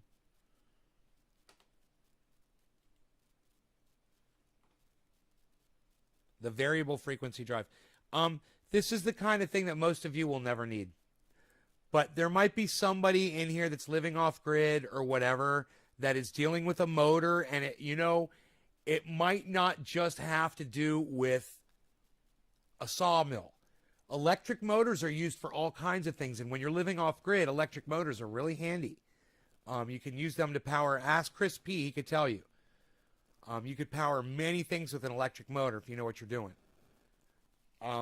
There's all kinds of cool stuff on YouTube where people use washing machine motors, and other things like that to create. Or you can actually use a motor in like a water with paddles on it, and the motor will create energy as the water powers the paddles. You could create a generator like that. You like Douglas fir? F-I-R, right?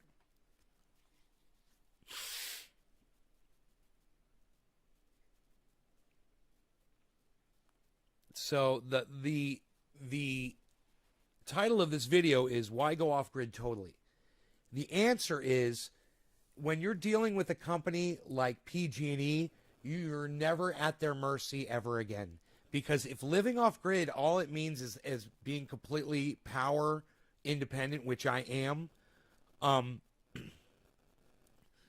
got to tell you, it's the greatest feeling in the whole world because they send me letters, and they say, your power is being shut off this time and that time and blah, blah, blah. And I just laugh at them and I tell them, to go F themselves. Those of you who are going to be taking little videos of this and putting it on Twitter for me, thank you so much. I'll make it user-friendly. Top of the hour, what? In the country, it can be problematic.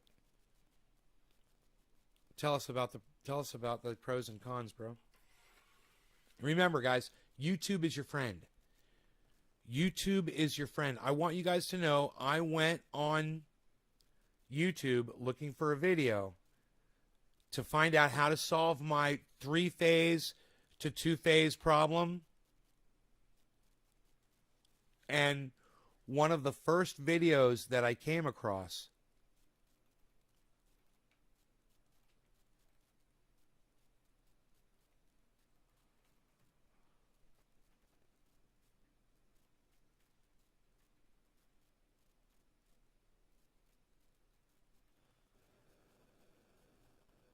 it's funny, it is.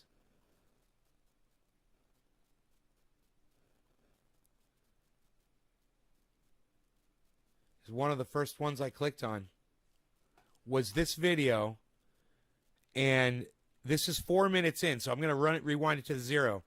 Because at the very beginning of this video, he gives the answer to my question. Watch this. The first option I want to show you is the one that I think is best for most people. It's going to give you the full power rating of your motor. It requires the least amount of electrical knowledge, and it gives you the most options as far as speed control, using a potentiometer or other types of devices to control your motor. And that is the single phase to 3-phase VFD. Boom. Single phase to 3-phase VFD is the very first thing he said. And you want to know what's funny? I watched his video, and I kind of ignored the very beginning because I saw all those devices, and I was like, you know, when I looked at all those devices, I said, well, those have got to be expensive as fuck. So I'm not going to do that. So I watched the rest of the video. I didn't really pay attention to the beginning. And I watched the rest of the video, and everything he said was, yeah, but this will burn your motor out over time. This is more like an emergency thing. He's like, and if you want to do it so it doesn't burn your motor out of time, then you got to do this. And I was like, by that time I was all burnt out. I started watching a whole bunch of other videos. I went on and watched 20 other videos. And I remembered him saying that at the beginning of that video, that there were these devices. I was like, well, what were those things called? What are they called? And I wonder how much they are. I wonder how much they cost. And I go on Amazon. I go back to his video, and I get the name of what they're called, you know.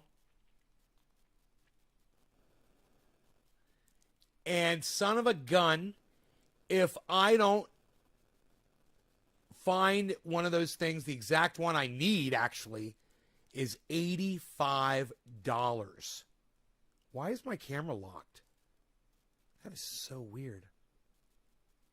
Why did I lock my camera? What?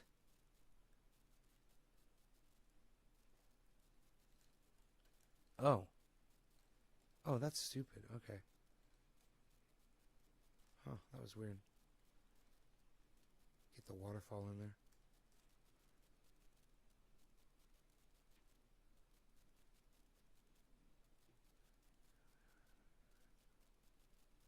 Stabilized fuel. Old fuel is the number one problem with all engines.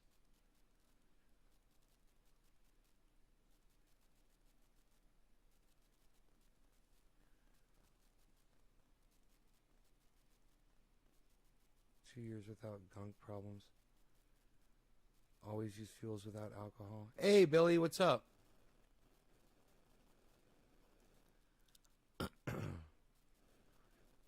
What do you think of the plants, bro? Looking good? Bushing out? Marks are way bigger than mine, man.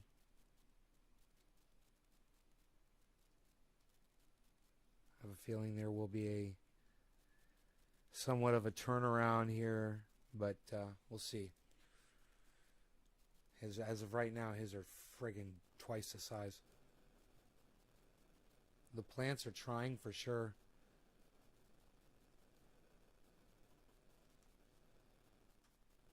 Plus, I did a whole bunch. I planted potatoes today. There's zucchini and tomatoes coming out. And I found a pole bean plant outside one of the pots, and I planted that inside pot number 3, which is right inside the door, right when you come in. So right when you come in, you'll see that pole bean every time you come in the door, you know? Yeah. I can see it better if I looked over here. Yeah, I can see the pole bean, man. I can see it. It's right there. I can see the pole bean, bro. It's green. So it may have survived the transplant. Also, you'll notice the soil looks like it retained its moisture, which I'm surprised it didn't dry out. But I'm going to go out there. I'm going to wet it all down, all over. I'm going to keep wetting it down, keep wetting it down, and keep wetting it down. I'm going to get that soil so wet, it's going to soak all the way through eventually to the bottom on all of them. That's what I want. I want the water to go through all the way. It's going to take a long time to do it. But I'm going to go out there every day and just keep watering them in and just sprinkle at a time, sprinkle at a time. You don't want the water to run off You want it to stay on top and sink in. So you just spritz, spritz, go on to the next one. Spritz, spritz. If there's water sitting, you move on to the next one. You know? And stay off the plants. Tonight, I'm going to go out there and water those plants down and get all the dust off them. They're going to be beautiful tomorrow. I'm going to spray all the dust off. In fact, I'm going to go do that right now. What do you guys think about that? There's too many people. I'm not going to leave you guys. But what if I were to... you were able to see me down there watering. Would you guys like that? Would you like to see me down there working? I could do as much as that. And your chat. Your chat.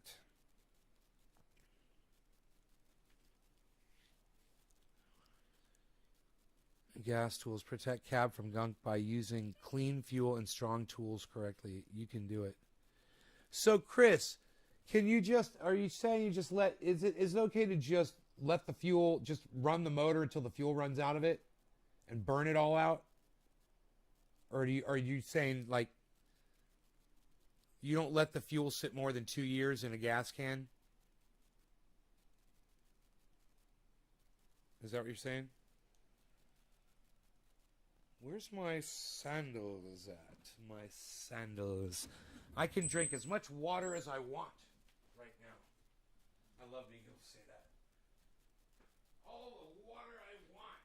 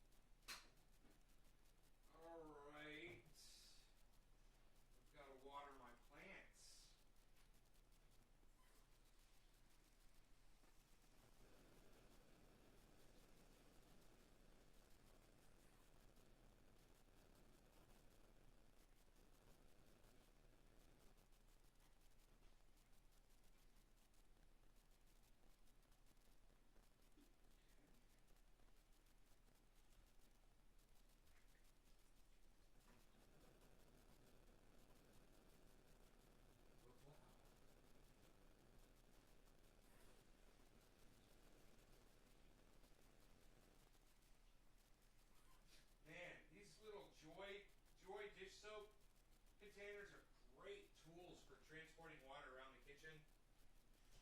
Love. Does Rogie need food? He's hungry. Just in case he's a hungry little hippo. Just in case you're a hungry little hippo.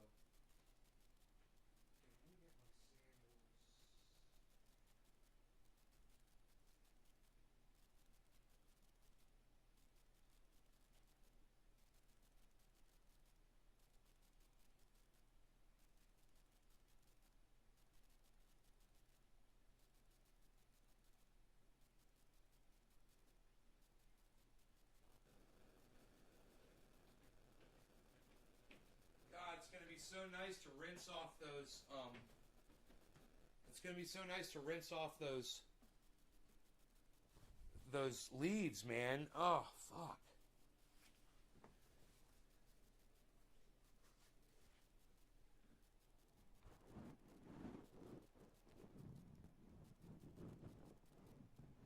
All right.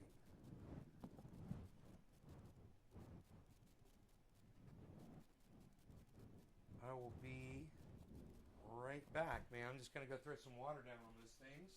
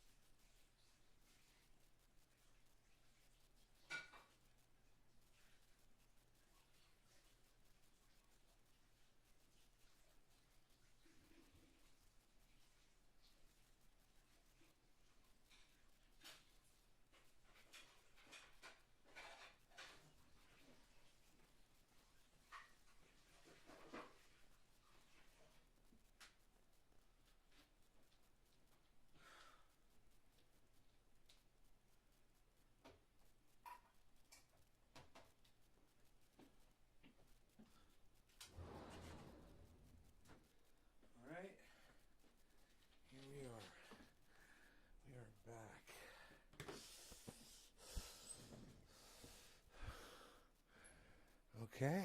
Wow. Look at y'all. Look at those plants all watered and rinsed off, shaken off, and some of them, had the branches that were down a little bit, so I kind of shook them a little bit with the little bamboo branch just to get excess water off them, just so they'll perk up a little bit. But I went ahead, I turned the lights on. The timers are not working correctly. I don't know why. Both the timers don't seem to be functioning properly. I've got other timers. I just go down there every day, and it gets me in there, to go turn the lights on, to go work on them. It's going to make it, the fact that the timers aren't working is going to make me there and present, and the plants will benefit. Everything will benefit. The more often you're in there, the more often you're in your grow, the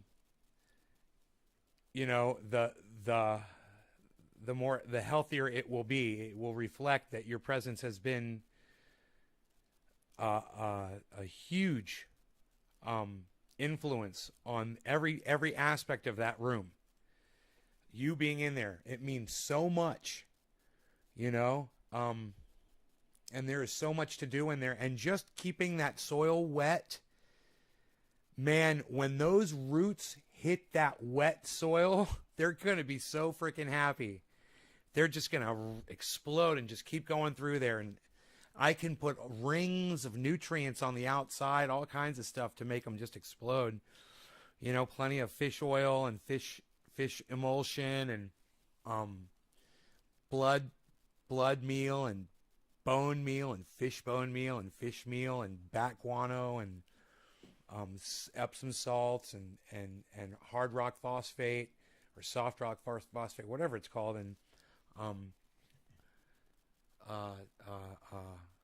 potash and alfalfa meal, cottonseed meal, earthworm castings, more vegetable compost. I've got a whole bucket of vegetable compost in there, and of course compost tea the whole time, which is in that bin over there. I haven't used it yet this year, but I should go out there with the watering can and start using the compost tea. And I've got a bag of compost right now that I could literally just take that. It's probably full of microbes and shit. Yeah, I don't like the smell of horse shit. I don't want the smell of horse shit around my plants. I don't appreciate that smell. If you like the smell of horse shit when you're working around your plants, Chris, that's you, bro. I'll take earthworm castings any day. And my plants, yeah, fuck your horse shit, bro. I don't want to smell your stupid, stinky horse shit. That's just stupid. You always have horrible ideas. Fucking horrible ideas. Earthworm castings is the way to go, people. Don't listen to Chris when it comes to what kind of poop to put in your grow. Listen to Nay. Listen to the clean guy. Listen to the guy with the 2-pack, not the guy. You probably got a 6-pack, so don't listen to him. I love horse shit. Nobody says that, Chris Pete. Nobody loves horse shit. Nobody even says that. Nobody has ever said those words in that order before. No one has ever said the words, I love horse shit. No one has ever said those words. What is wrong with you, you non-person?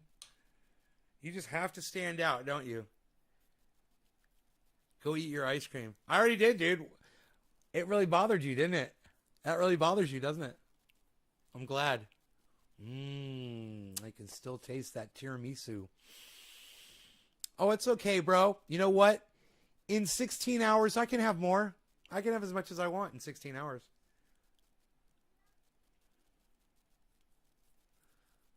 I says it. Dude, nobody says that.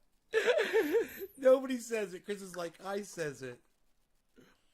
Let me ask you guys this. Did you enjoy watching me water the plants and water the ground out there? Did you see me watering the ground, guys? Getting it all nice and wet. That way Rogie doesn't snort up a foxtail. Because even though I weed eat it and stuff, they're still in there, there's still foxtails in there. It's hard to get rid of every single one of them. Do I ride horses? Yeah, of course I do. Yeah, I ride horses.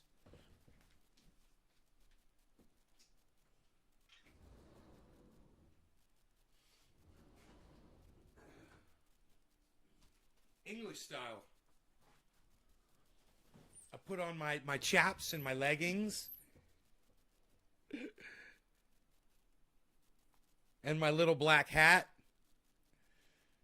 And my straight, perfect posture. I enjoyed watching you. Oh, Kat, you did? Oh, cool. Good. Okay, cool. Good. Well, I gotta tell you, I'm looking at the video, guys. I hope you were looking at this on a large screen. If you are, you can see what I can see. And what I can see, guys, is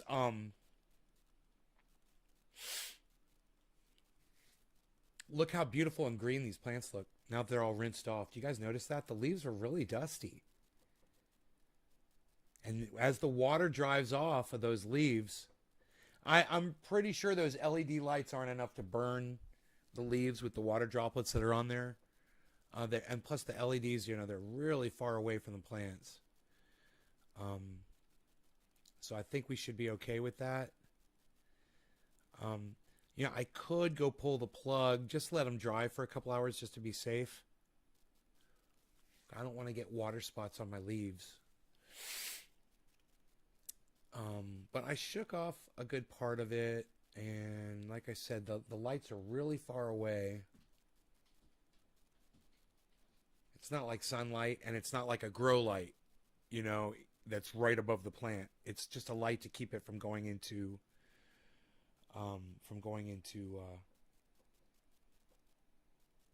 flower, right? I'd probably be okay.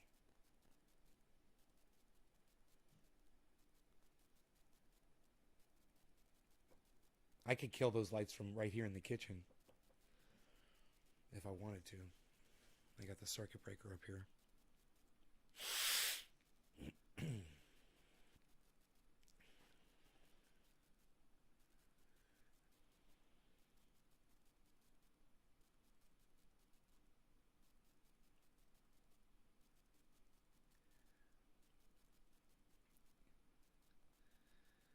Oh, Chris, shut up, man. You guys are fucking crazy. Fucking throwing horse shit at each other. Ugh. Nobody says they like the smell of horse shit. Or just says they love horse shit. Period. It's the smell anyway. I mean, that's basically what horse shit is. It is the smell, and it is horrible. Bro, I don't know. I'm sure you've been around enough horses. You smelled a lot of horse shit, bro. When you're around a lot of it, bro, it's just disgusting, man. And the thing that pisses me off is when my neighbors ride their horses up and down the street, and their horse will shit on the road, and they won't come out there fucking with a shovel and shovel it off this at least and get it off the side of the fucking road after their horse shits in the middle of the fucking road. I'd like to put a sign up on the road that says, hey, shovel your horse shit off the road. Once your horse shits on, have a little bit of common courtesy. I'll take my dog down to shit on your fucking driveway. How about that? Take you fucking 5 minutes to go down there with your car and a shovel and fucking clean your shit. Won't even take 5 minutes.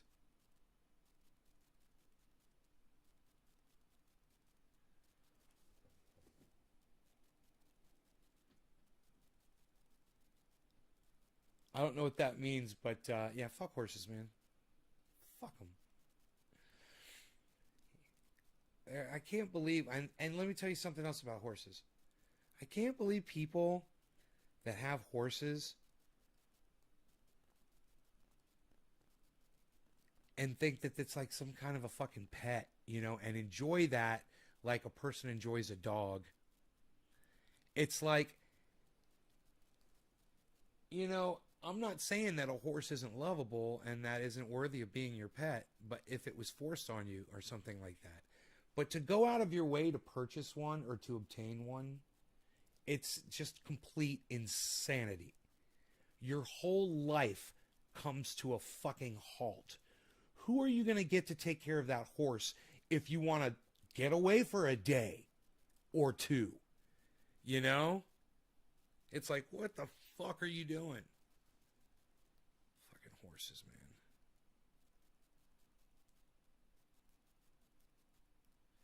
Horses are the dumbest.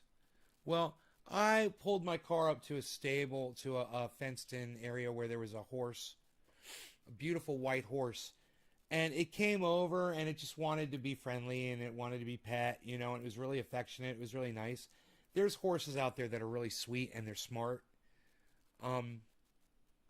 Have I taken a dab? Oh, I will take a dab. I shall take a dab because you suggested it. Yes, let's do that. Jesus 50. Cheers, buddy. Anybody sharing this video, thank you guys for sharing it. Jesus 50, I hope you shared the video on social media for me. All right. Cheers, guys.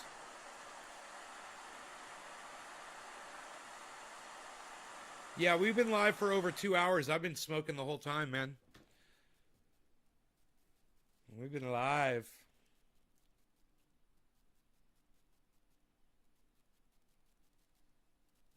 Everybody that is sharing this on social media, guys, thank you so much for doing that.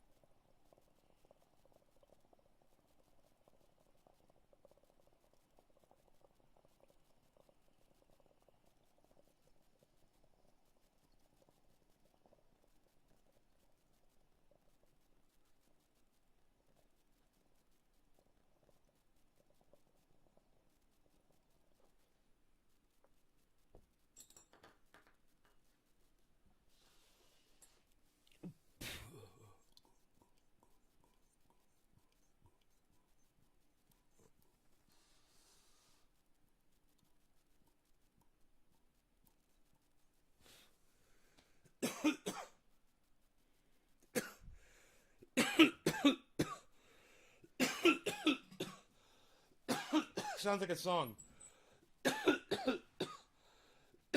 I rode a donkey through Kashmir. There was cannabis growing everywhere.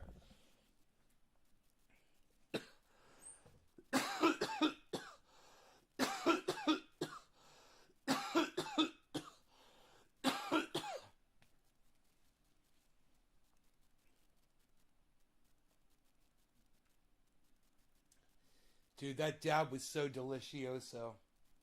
Delicioso!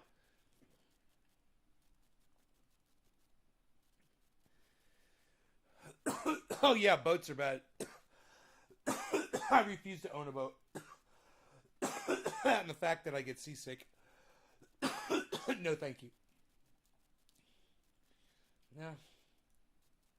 Yeah, and all the fish are filled with plastics now anyway.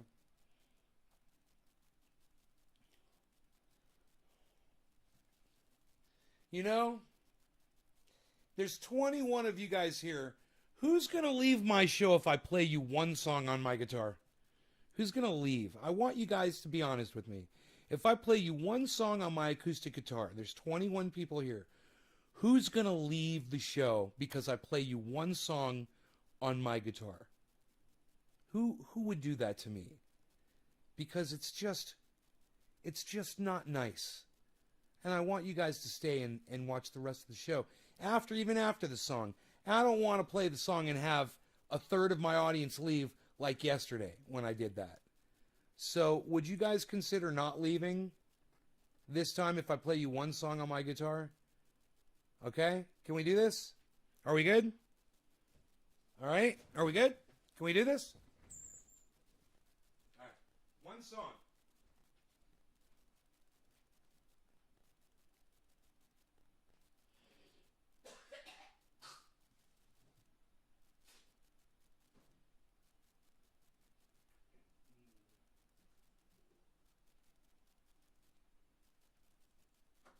listen to one song, right? And you know, if you guys wanted a whole bunch of songs, I'm always down for that. I know I can only get away with one song. But if you guys wanted a whole bunch, you put a whole bunch of candles in the chat. I like those candles in the chat, man.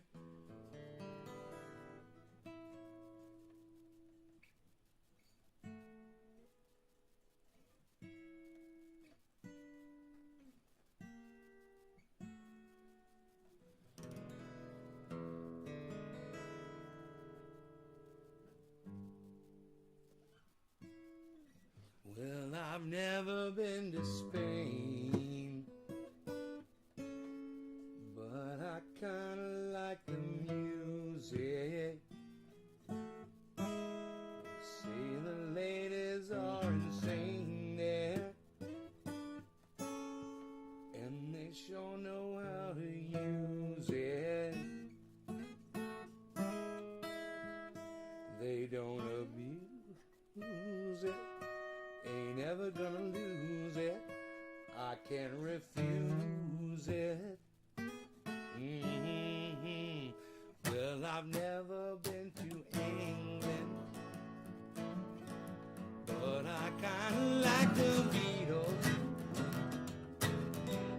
So I headed for Las Vegas. Only made it out to Needle. Oh, can you feel it? It must be real. It feels so good. It feels so good. Well, I've never been to heaven,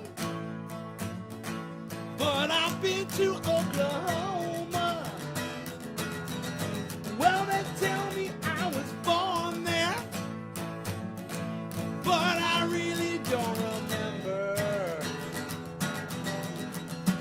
Yeah, Oklahoma, not Arizona. What does it matter? What does it matter?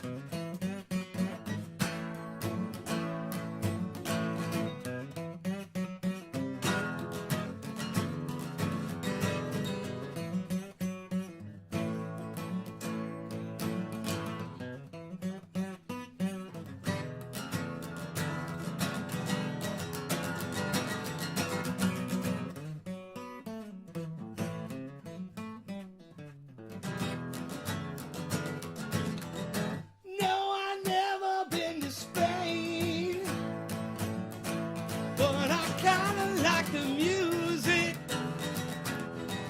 Heard the ladies are insane there, and they sure know how to use it. I can't refuse it, ain't ever lose it. I can't refuse it. Ooh, yeah, no, I never been to heaven, but I've been to Oklahoma. Well, they tell me I was born there, but I really don't remember. In Oklahoma, not Arizona. What does it matter? It doesn't matter.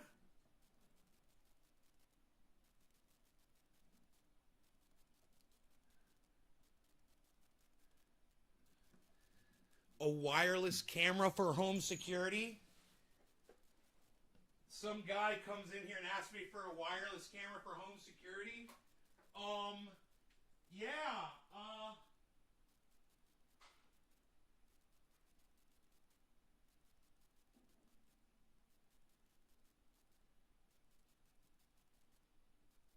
wireless camera for home security. Wireless camera for home security. My favorite one, I got a whole bunch. My favorite one, bro, the fucking Nest Cam.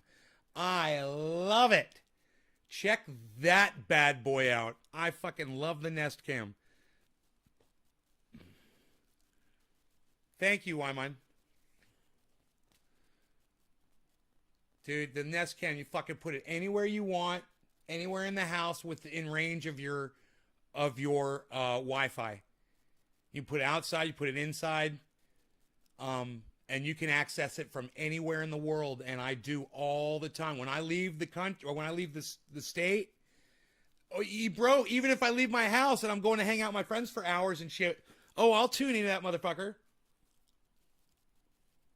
It's great. I fucking love it. What's the current update on the cryptocurrency? Let's get rid of this. Wait, not that. Let's get rid of that. And let's get rid of that.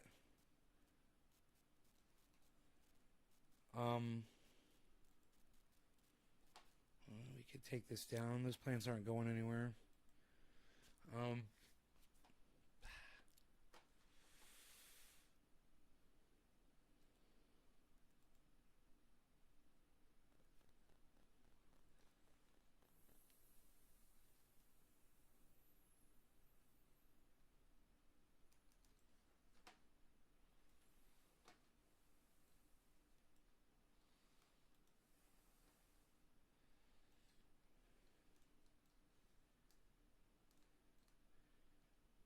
There you go. Bitcoin's at 34,000. Ethereum's at 2,000. Everything is affordable right now. I mean, it's gone its way up. It's a nice. It's hit a nice level where it seems happy, and it's sticking to that for the last couple hours. So I could see that as evidenced right here by Bitcoin and a flat line, and Ethereum with a slight rise in a flat line. It's nice, you know. Actually, Bitcoin's kind of going down on a flat line, a little bit low, and Ethereum's kind of going up.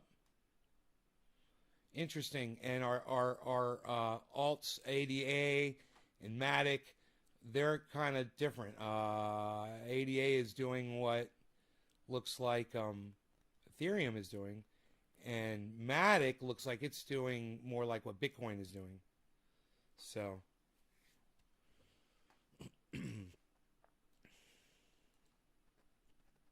overall, comp is +8, HBAR is +8. Nothing's really bouncing crazy.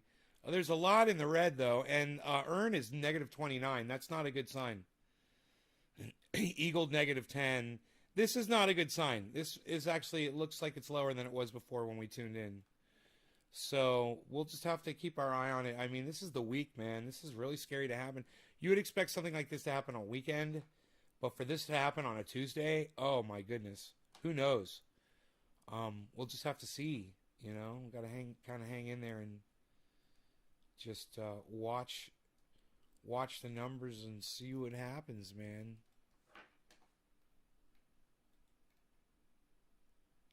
Doge is 20 cents. Bitcoin 33.9. Doge is 21 cents for Doge. No, Matic is down, man. I told people to buy it at $1.61, but that's fine. Everything is down from where it was. It's fine. This is exactly what we expected. Because Matic will be way above $1.61. I promise you that. It's at $1.17 right now. And Cardano will be way over $1.24. I promise you that. And Ethereum will be way over 2,000. And Bitcoin will be way over 34,000.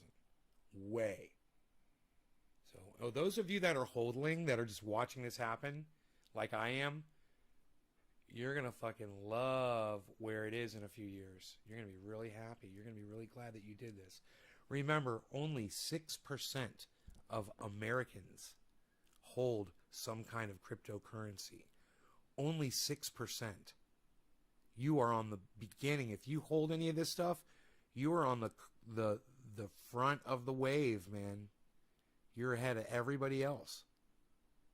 And as people clue into it, what you're going to find out is you're jumping in early is resulted in you guys making a ton of wealth. You guys are all going to be fucking so wealthy.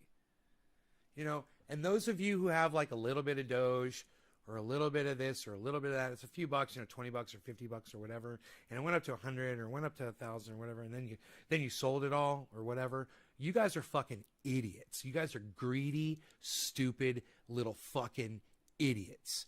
Keep your money in. If you didn't sell your shit to buy in at a lower price, you're fucking up. I'm telling you, you're going to live to regret. You've heard the stories before. Leave your fucking money in.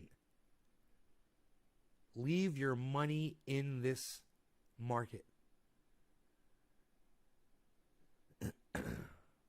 Hey, Jesus.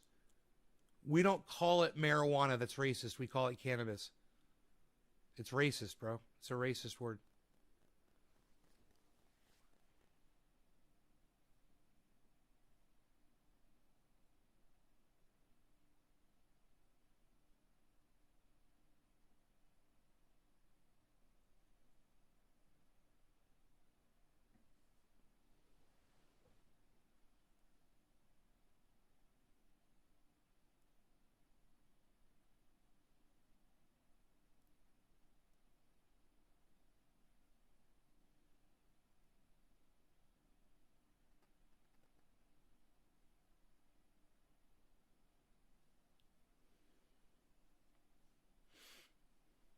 HODL.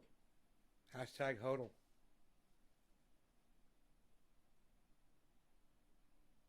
You got to put it in there and not look at it. If it bothers you, you got to put it in there and not look at it.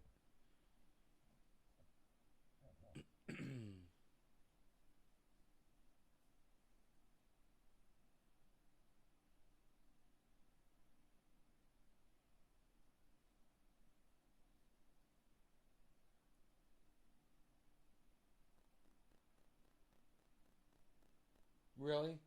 Were you in for the night? Or are you just hungry? The cat. Alright, hold on.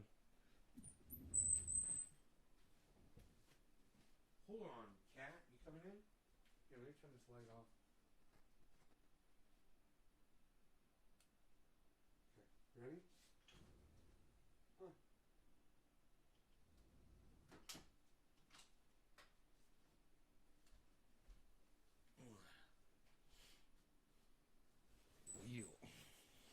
That's how you open the door. You gotta turn the light off.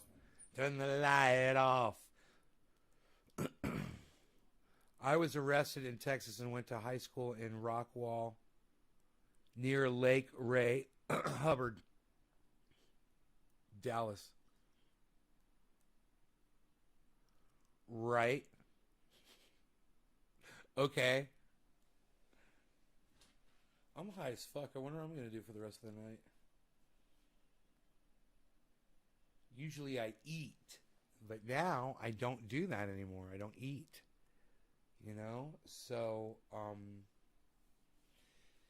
15 hours to go before I'm allowed to eat again, but I'm not keeping track or anything. I should be drinking my water.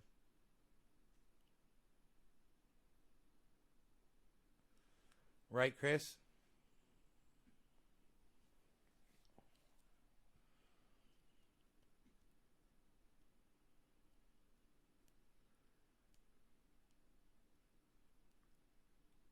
I'm telling you guys right now, I'm looking at these prices.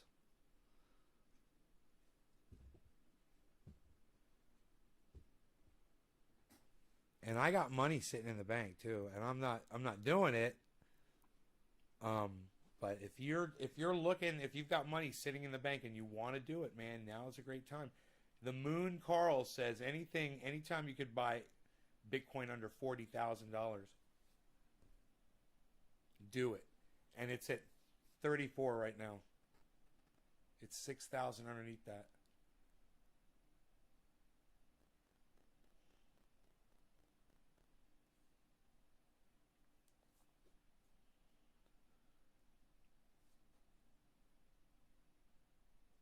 So this should be interesting. Chili's, Engine, Doge, 21 cents at plus 3.8. Doge is on its way up.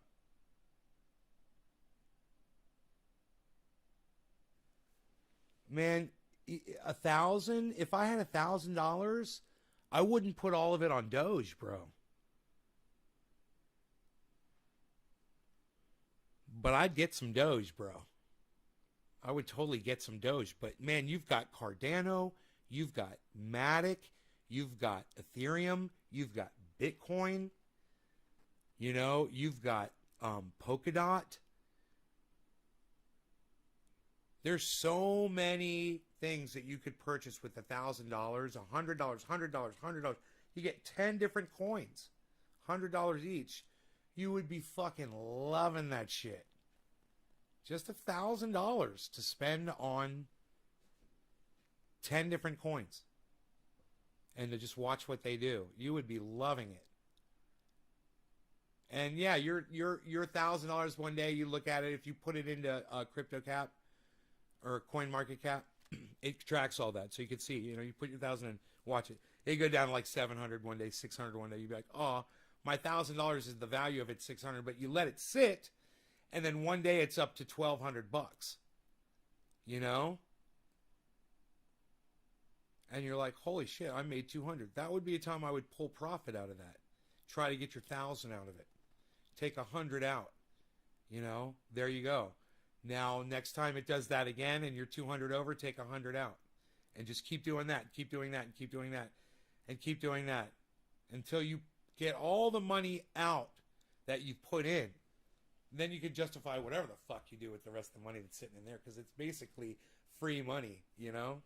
You've already paid it off. Hey, Karen, right, Nay, and Trendies. Love y'all.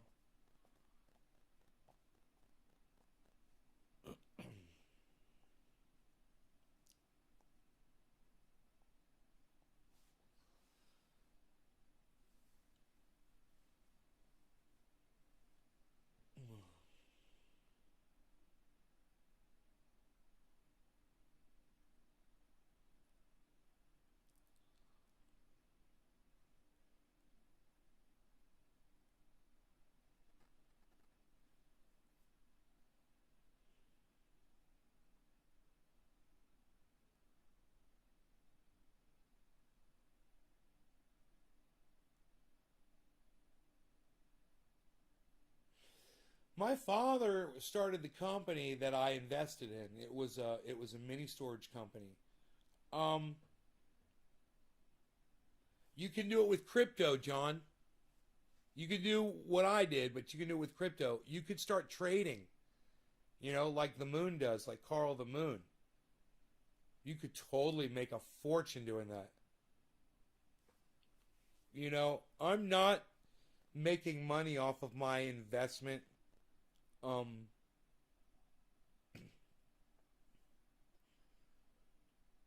As of probably today. But there are days when the market's doing really well that you could say that, you know, if I pulled my money out, I'd have made 30% of what I put in, which is thousands and thousands and thousands of dollars. It's amazing. So that those kinds of returns are available, and whenever you're up like that, that's when you can pull money out to justify how much you put in. But you have to keep doing that. And the thing is as the more you pull out, the less crypto you own every time. Less crypto, less crypto, less crypto. But if the crypto is going up in value, you're going to keep getting money out of it. And you can repurchase crypto when it's really cheap with some of the money that you pulled out, and I've done that too. You know, I did it with Matic a few times. Right now, I could look and see the last time I bought Matic. This would be kind of longing Matic, but I go to CoinMarketCap. I go to CoinMarketCap on my phone, go to my Matic,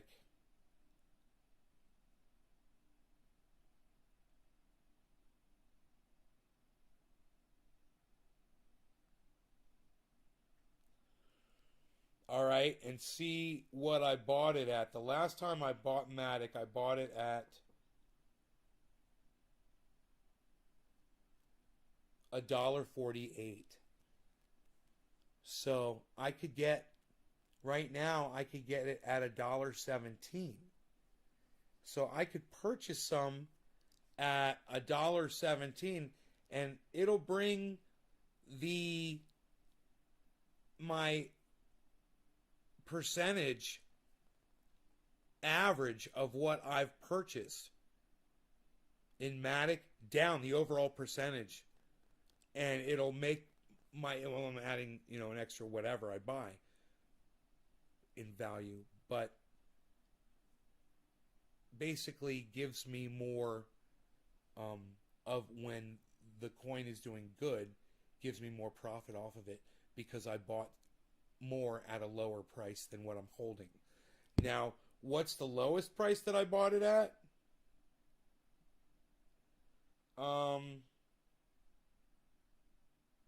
When I first bought it,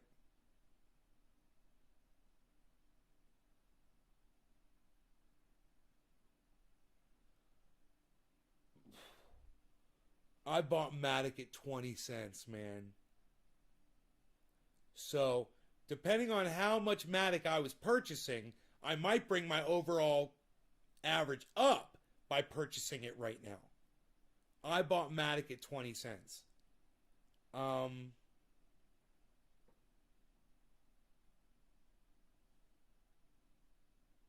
also bought it at 34 cents.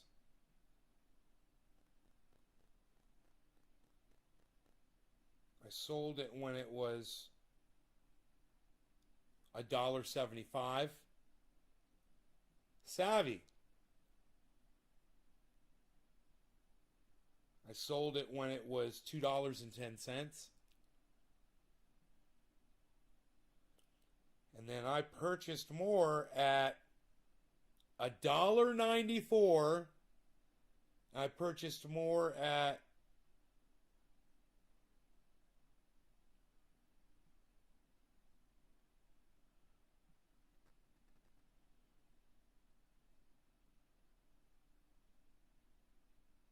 $1.80. I got a lot at $1.80. I purchased more at $1.63. Right? And the last time I got it at $1.48. So on average, $1.17 is below average of where I've purchased it. For sure. So that would bring my overall average down by buying some right now. I have no problem doing that. But it was down to 92 cents before, It was all the way down to 92 cents. 24 hours ago. Within 24 hours. Cardano was $1. It went all the way down to $1. Ethereum went down to 1,700 and bounced. And Bitcoin went down to 28,800 and bounced. So it fluctuated $5,000 today. $6,000, guys. Bitcoin has fluctuated almost $6,000. $550. I'm a legend, John. Oh, thank you.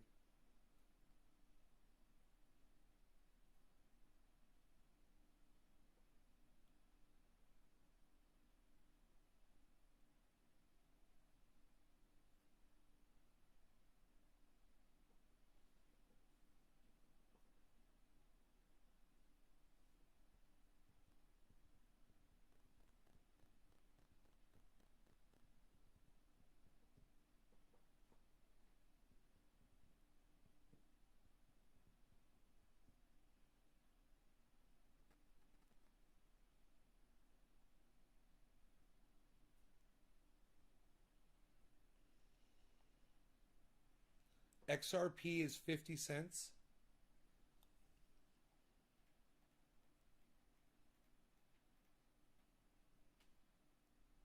$0.60 right now. Wow.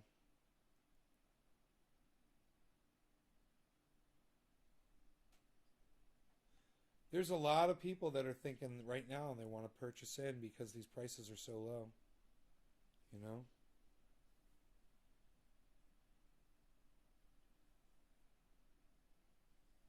I love when I pull profits. When you saw, I was telling you, I sold it at a $2 or whatever. I love seeing that, and I will buy and sell like that, and pull profits out. We'll need Joe to come in here and tell me what that's called, because it's not. I'm not day trading. I'm buying when it's low and I'm selling when it's high, pulling profits. That's not day trading. That's hodling and pulling profits. I think that's all you call it. I'm hodling and pulling profits, and adding more in, which Joe says is dollar cost averaging, but I say only buying at the dips,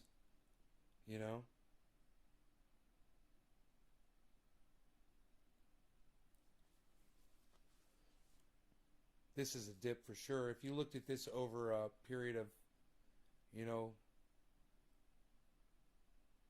a week, this would probably be a crazy ass dip. Let me see.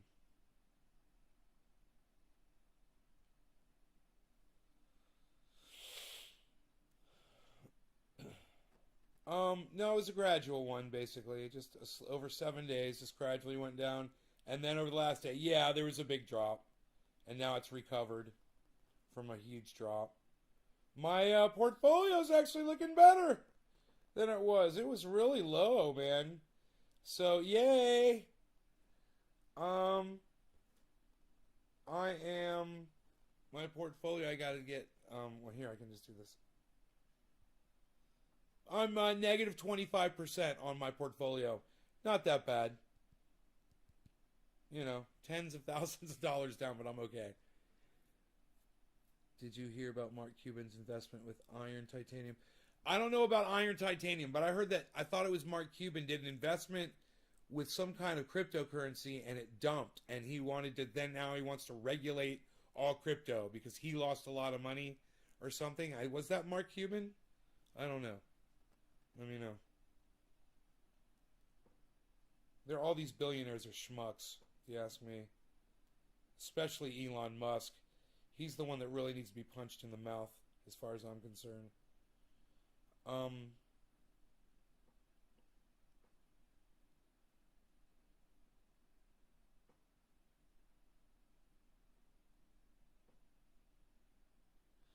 Harmony is 6 cents, guys. One of my favorites, Harmony. 6 cents a coin. Imagine that. Polkadot is $16.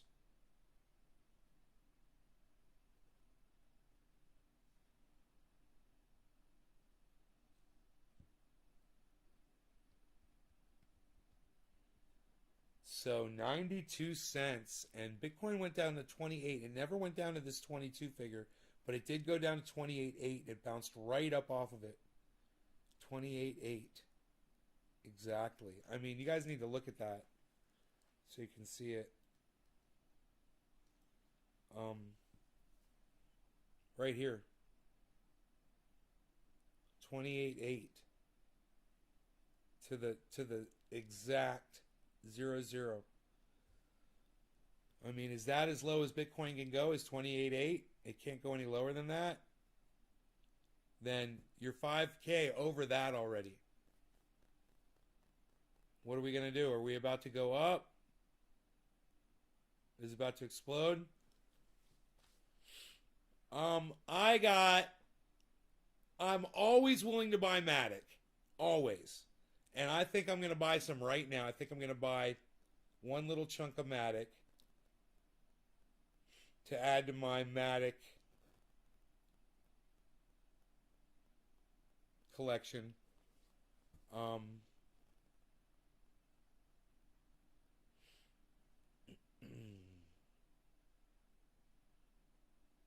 thinking we're on our way up. I think the market's on its way up, and I'd like to buy some now and get rid of it, when I'm pulling profits. Get rid of some when I'm pulling profits.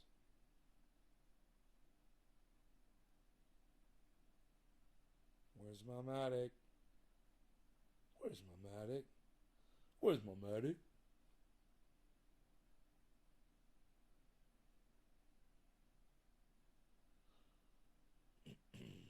Why you beasling?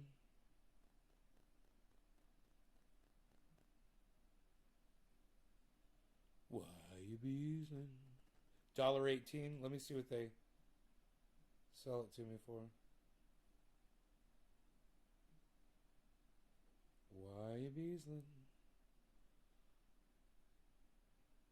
Ooh, that's a good fee. It's under $20.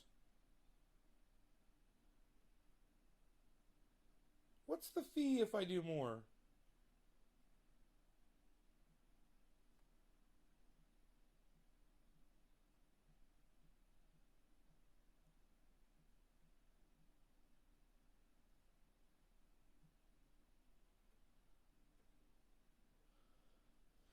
Yeah, that's $9 more. Huh, that's a bargain for me.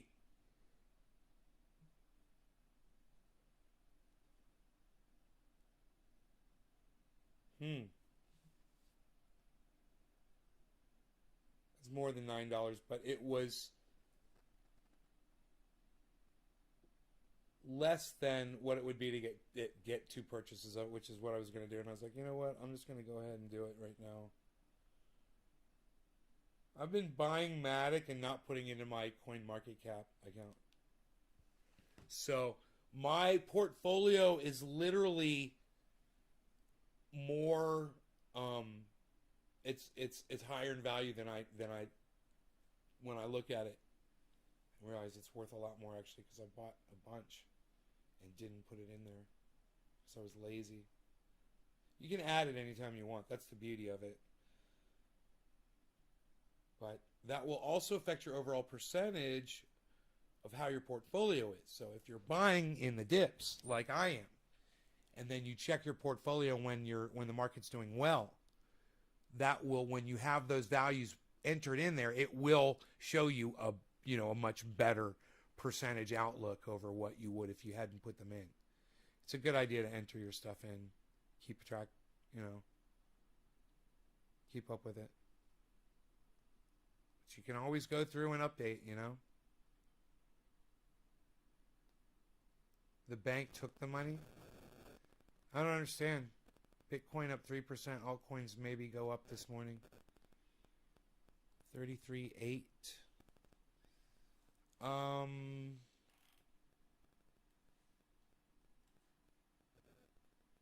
Yeah, that's great. Bitcoin is looking great right now. It's bopping along, but let's see what it does. It's bopping, bopping, bopping. And it bounced off of 34,100. It came back down. We'll just see if there's if people are going to buy in right now, because I plan on pulling profits off of Matic when it's over $1.17. So if it's at $1.17 right now, and I just purchased a good amount, so when it goes up to, let's say, it's at $1.30, and Matic was at $1. I'm telling you to buy it at $1.61, and it might very well go way past $1.61. But even if it's at $1.30, I could be pulling profits from overall because I made this purchase now, and it will make it a more lucrative profit pull than had I not purchased Matic at $1.17, right? So, yeah, I'm always looking to put my money into the market. It always does. It's going to do better. I'm going to eventually overall make a lot more money with it sitting in crypto than it would if it was sitting in a bank. As long as I keep pulling those profits when the market is high. I want to kill this fucking fly.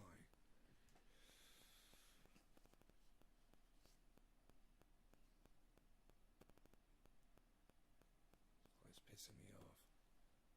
I just don't want to spray my monitor.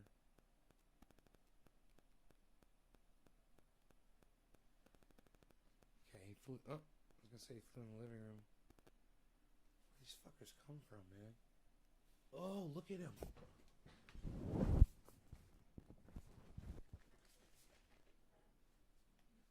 gonna try to ground him with my peppermint power spray. My peppermint power spray.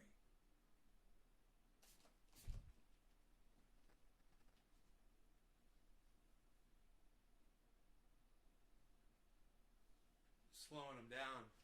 Every time I spray him with the peppermint spray, it slows him down a little bit. He can only fly so good. It's having an effect on him. It's having a detrimental effect on his flying abilities. He's not appreciating or liking it.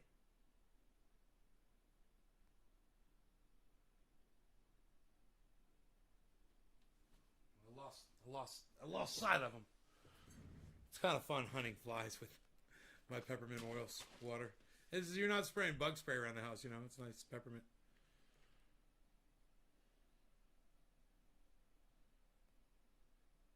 Mark Cuban didn't get rug pulled. The bank took his money and he's blaming crypto. Oh, I saw what you said. He's blaming crypto. Oh, the bank took his money? How many millions of dollars did they take from him?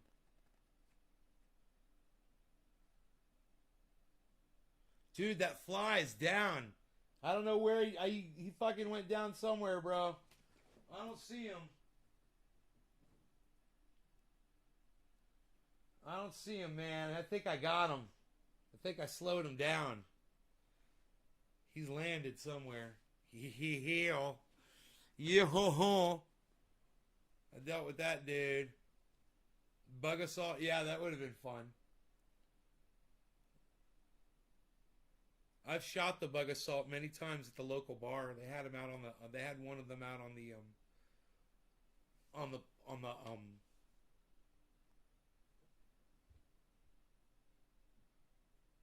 back deck where you could eat. They had a bug assault gun. I used to sit out there and just punk, pow, punk, pow, pow. I love that shit. Oh God, so much fun.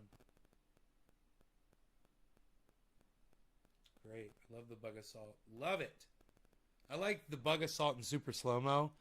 If you've seen the bug assault in super slow-mo, to see what the salt does to a fly in super slow-mo, it's crazy. It fucks them up, man. It's just like, dead.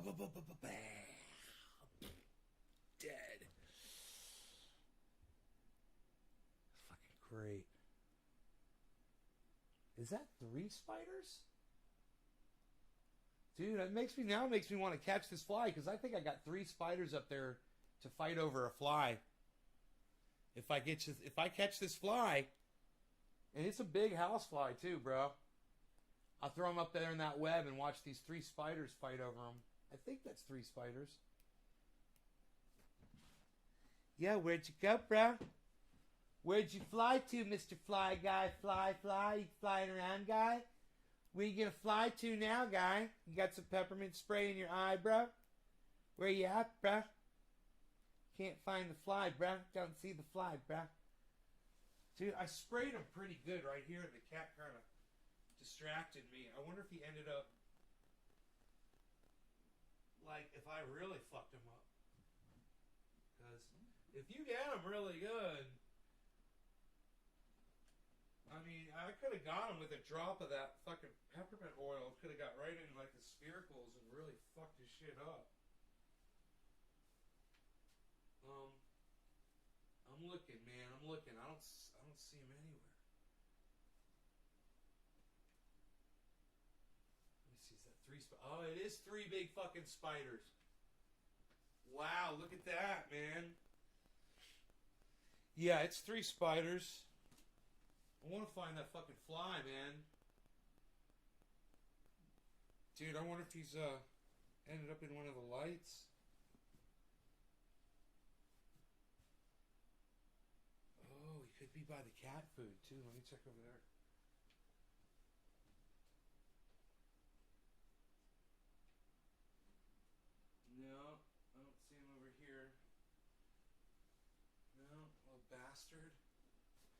Damn, it's too bad I lost track of him. I want to get that motherfucker. Oh, there he is! Oh, glory be!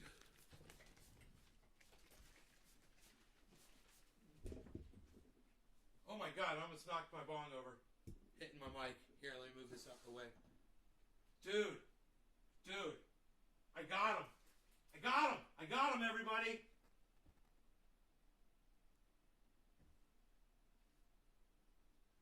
I got the fly. Bowflow. I'm throwing them in the spider webs. Hold, please. The spider webs are over here. In the corner. Up top here in that corner. Here we go.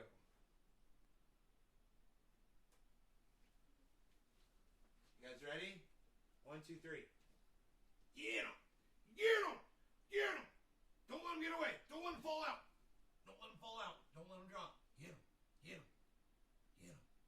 I know he smells like peppermint oil. Get him! Wrap him up! Wrap him up! That's right. That's right. That's what we do. That's what we do.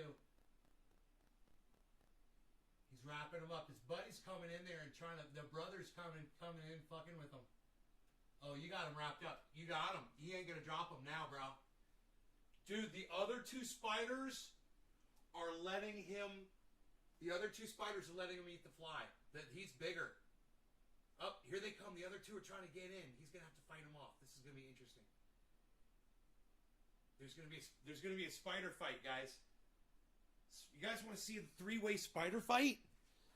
Dude, I got y'all. I got y'all, yo. 3-way spider fight brought to you by Nays Garden. Bro, you watch this. You watch this show because you never know what you're gonna see. 3 spiders fighting over a fly. Brought to you by naysgarden.com. Click on the link at the top of the screen. Grow 4 pounds for free information on how to grow 4 pounds on your veggies, or tune into my live podcast 3 times a day for personal access to my grow information.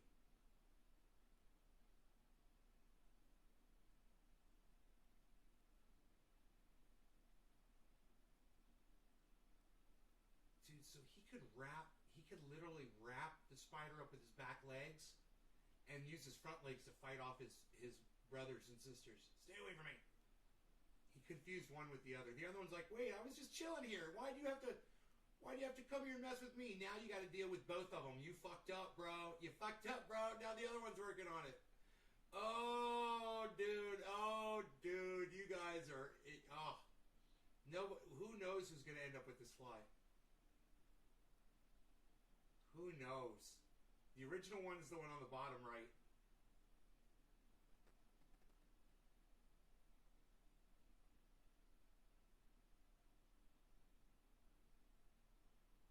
There's no reason why they both can't eat that fly at the same time, you know?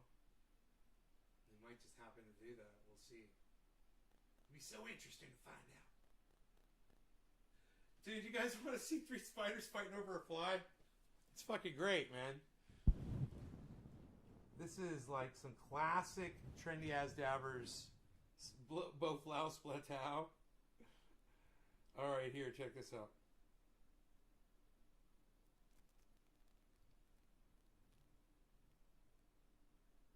Fighting over a fly. Brought to you by naysgarden.com. Click on the link at the top of the screen. Grow 4 pounds for free information on how to grow 4 pounds on your veggies, or tune into my live podcast 3 times a day for personal access to my grow information.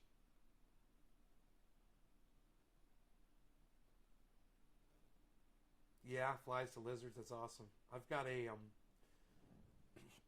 So he could literally wrap the spider up with his. I've got an alligator lizard that lives under my front deck. I call him Godzilla. He's this big, maybe a little bit bigger. He's like this big. He's probably about 8 inches long.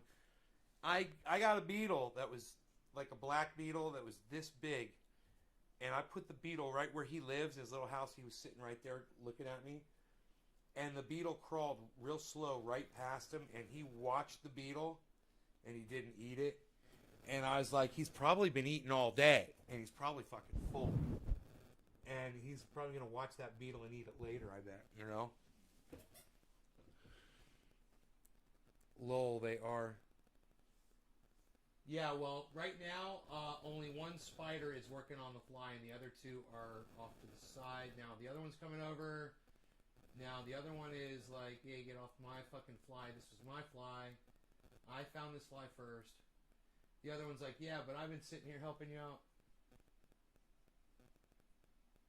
He's like, fuck all that. Fuck all that. He's like, fuck all that shit, bro. Oh, now he's going up to the top. Now he's going up to the top of the web.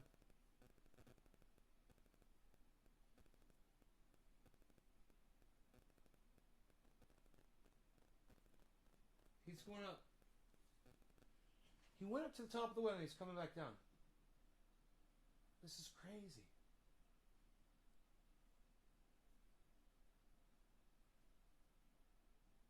I don't understand the behavior.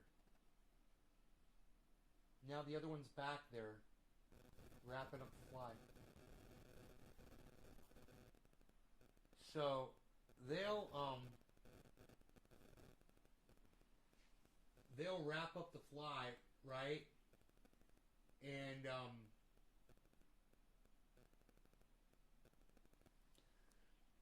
they'll keep biting the fly to see if the fly struggles. And when they bite the fly and it barely struggles at all, that's when they fucking bite into it and inject it with poison. And then they'll chill for like a minute or two. And they'll come back and they'll grab that fucking fly and they'll pull it up to the top of the web. I've seen them do it a bunch of times. And then they'll sink their talons, their fangs into it. And then they'll just sit there and suck the juice out of it. And then they cut the web off and they drop the fucker out of the web when they're done with it.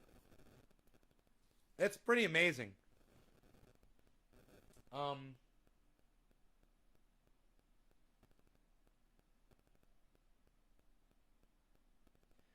Yeah, these two are like...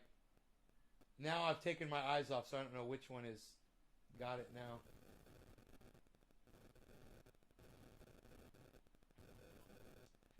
Three spiders in one web, and they're all just like, you know... They got to take their turns over who gets to eat what. Because once one eats, it's done. And if another fly lands in that web, the other two are going to have first pick at it. You know, the other one's not going to be interested. It's going to be hibernating. So they'll all probably be able to live together, the three of them. No, alligator lizard twists their body. No, man, I picked one up the other day. He didn't try to bite me at all. I don't think I've ever had an alligator lizard try to bite me. Maybe one time, but not really. Oh, they're so cool. I love them. I love the alligator lizards. There's red ones, and this one I call Godzilla is green. Just fucking beautiful. I just fucked up his whole world down there with, you know, all the cleaning I've been doing. And so I built him a house, and he loves it. Because I saw where he was living, and I was like, oh my God, you know, a fucking raccoon or a cat or a rat could get in here at you. So I put little roofs and bricks around it and shit. So it's like a shelter now, and nothing can get in from the top. And so the toad can get through there, and the lizards can get through there. And he's sitting there at the very end of the cave. It's like a cave, and it's like 12 feet long. It's covered by screens and bricks, and it's cool. Maybe I'll show you guys what I did. And he's sitting right at the mouth of it, you know? It's like he's got that whole thing back there now. And all he could just walk back through that cave and just wait for bugs to come through there, I bet, you know?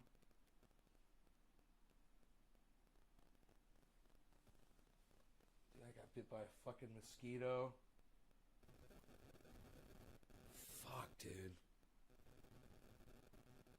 should be putting my triage oil on before I go outside. Now, both of them are working on that fly together. Holy shit.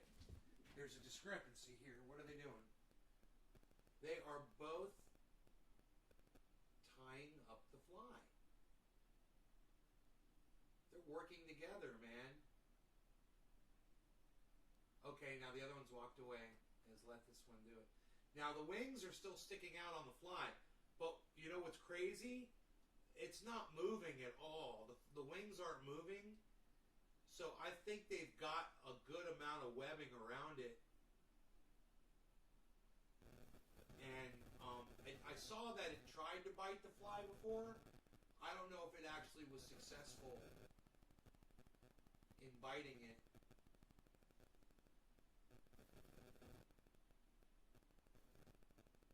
Yet. But the other one's coming back. Now he's putting more webbing on the fly too. Now both of them are literally putting webbing on the fly simultaneously. Oh, they both tried to bite the fly at the exact same time. That was cool as shit. Dude, you know how I told you they test it, they wrap it, and they test it? They both literally just tried to bite the fly at the same time and let go at the same time.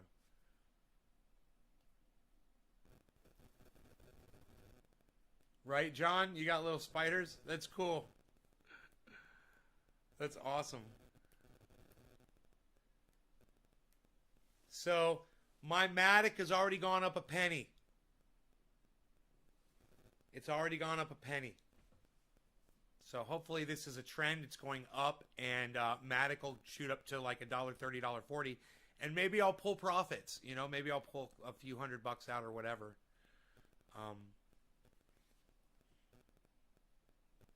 Keep using, you know, Matic. It seems to be the one that I really am the most comfortable with. I don't know why. You can do that with any one of these cryptos, guys, but I like using Matic. I like how dynamic it is. I like how reliable it is. I like how it does the opposite sometimes of what other things are doing, but it does really well. You know, what can I say? I'm a Matic fanatic. So, you know, go get y'all some. Listen, guys, I'm out of here. I hope you guys had fun. Take care, and I'll see you in the morning. You guys know the drill. I hope you guys have great evenings. And you can support the show by going to Twitter, guys. Download the Twitter app. It's free, it's easy, and you can support the hell out of this show because I'm on 3 channels there. At Ben Shader, at CryptoCult420, at Nays Garden. And you can retweet all of that stuff all day long whenever you feel like it. I'll be looking for you guys over there on Twitter.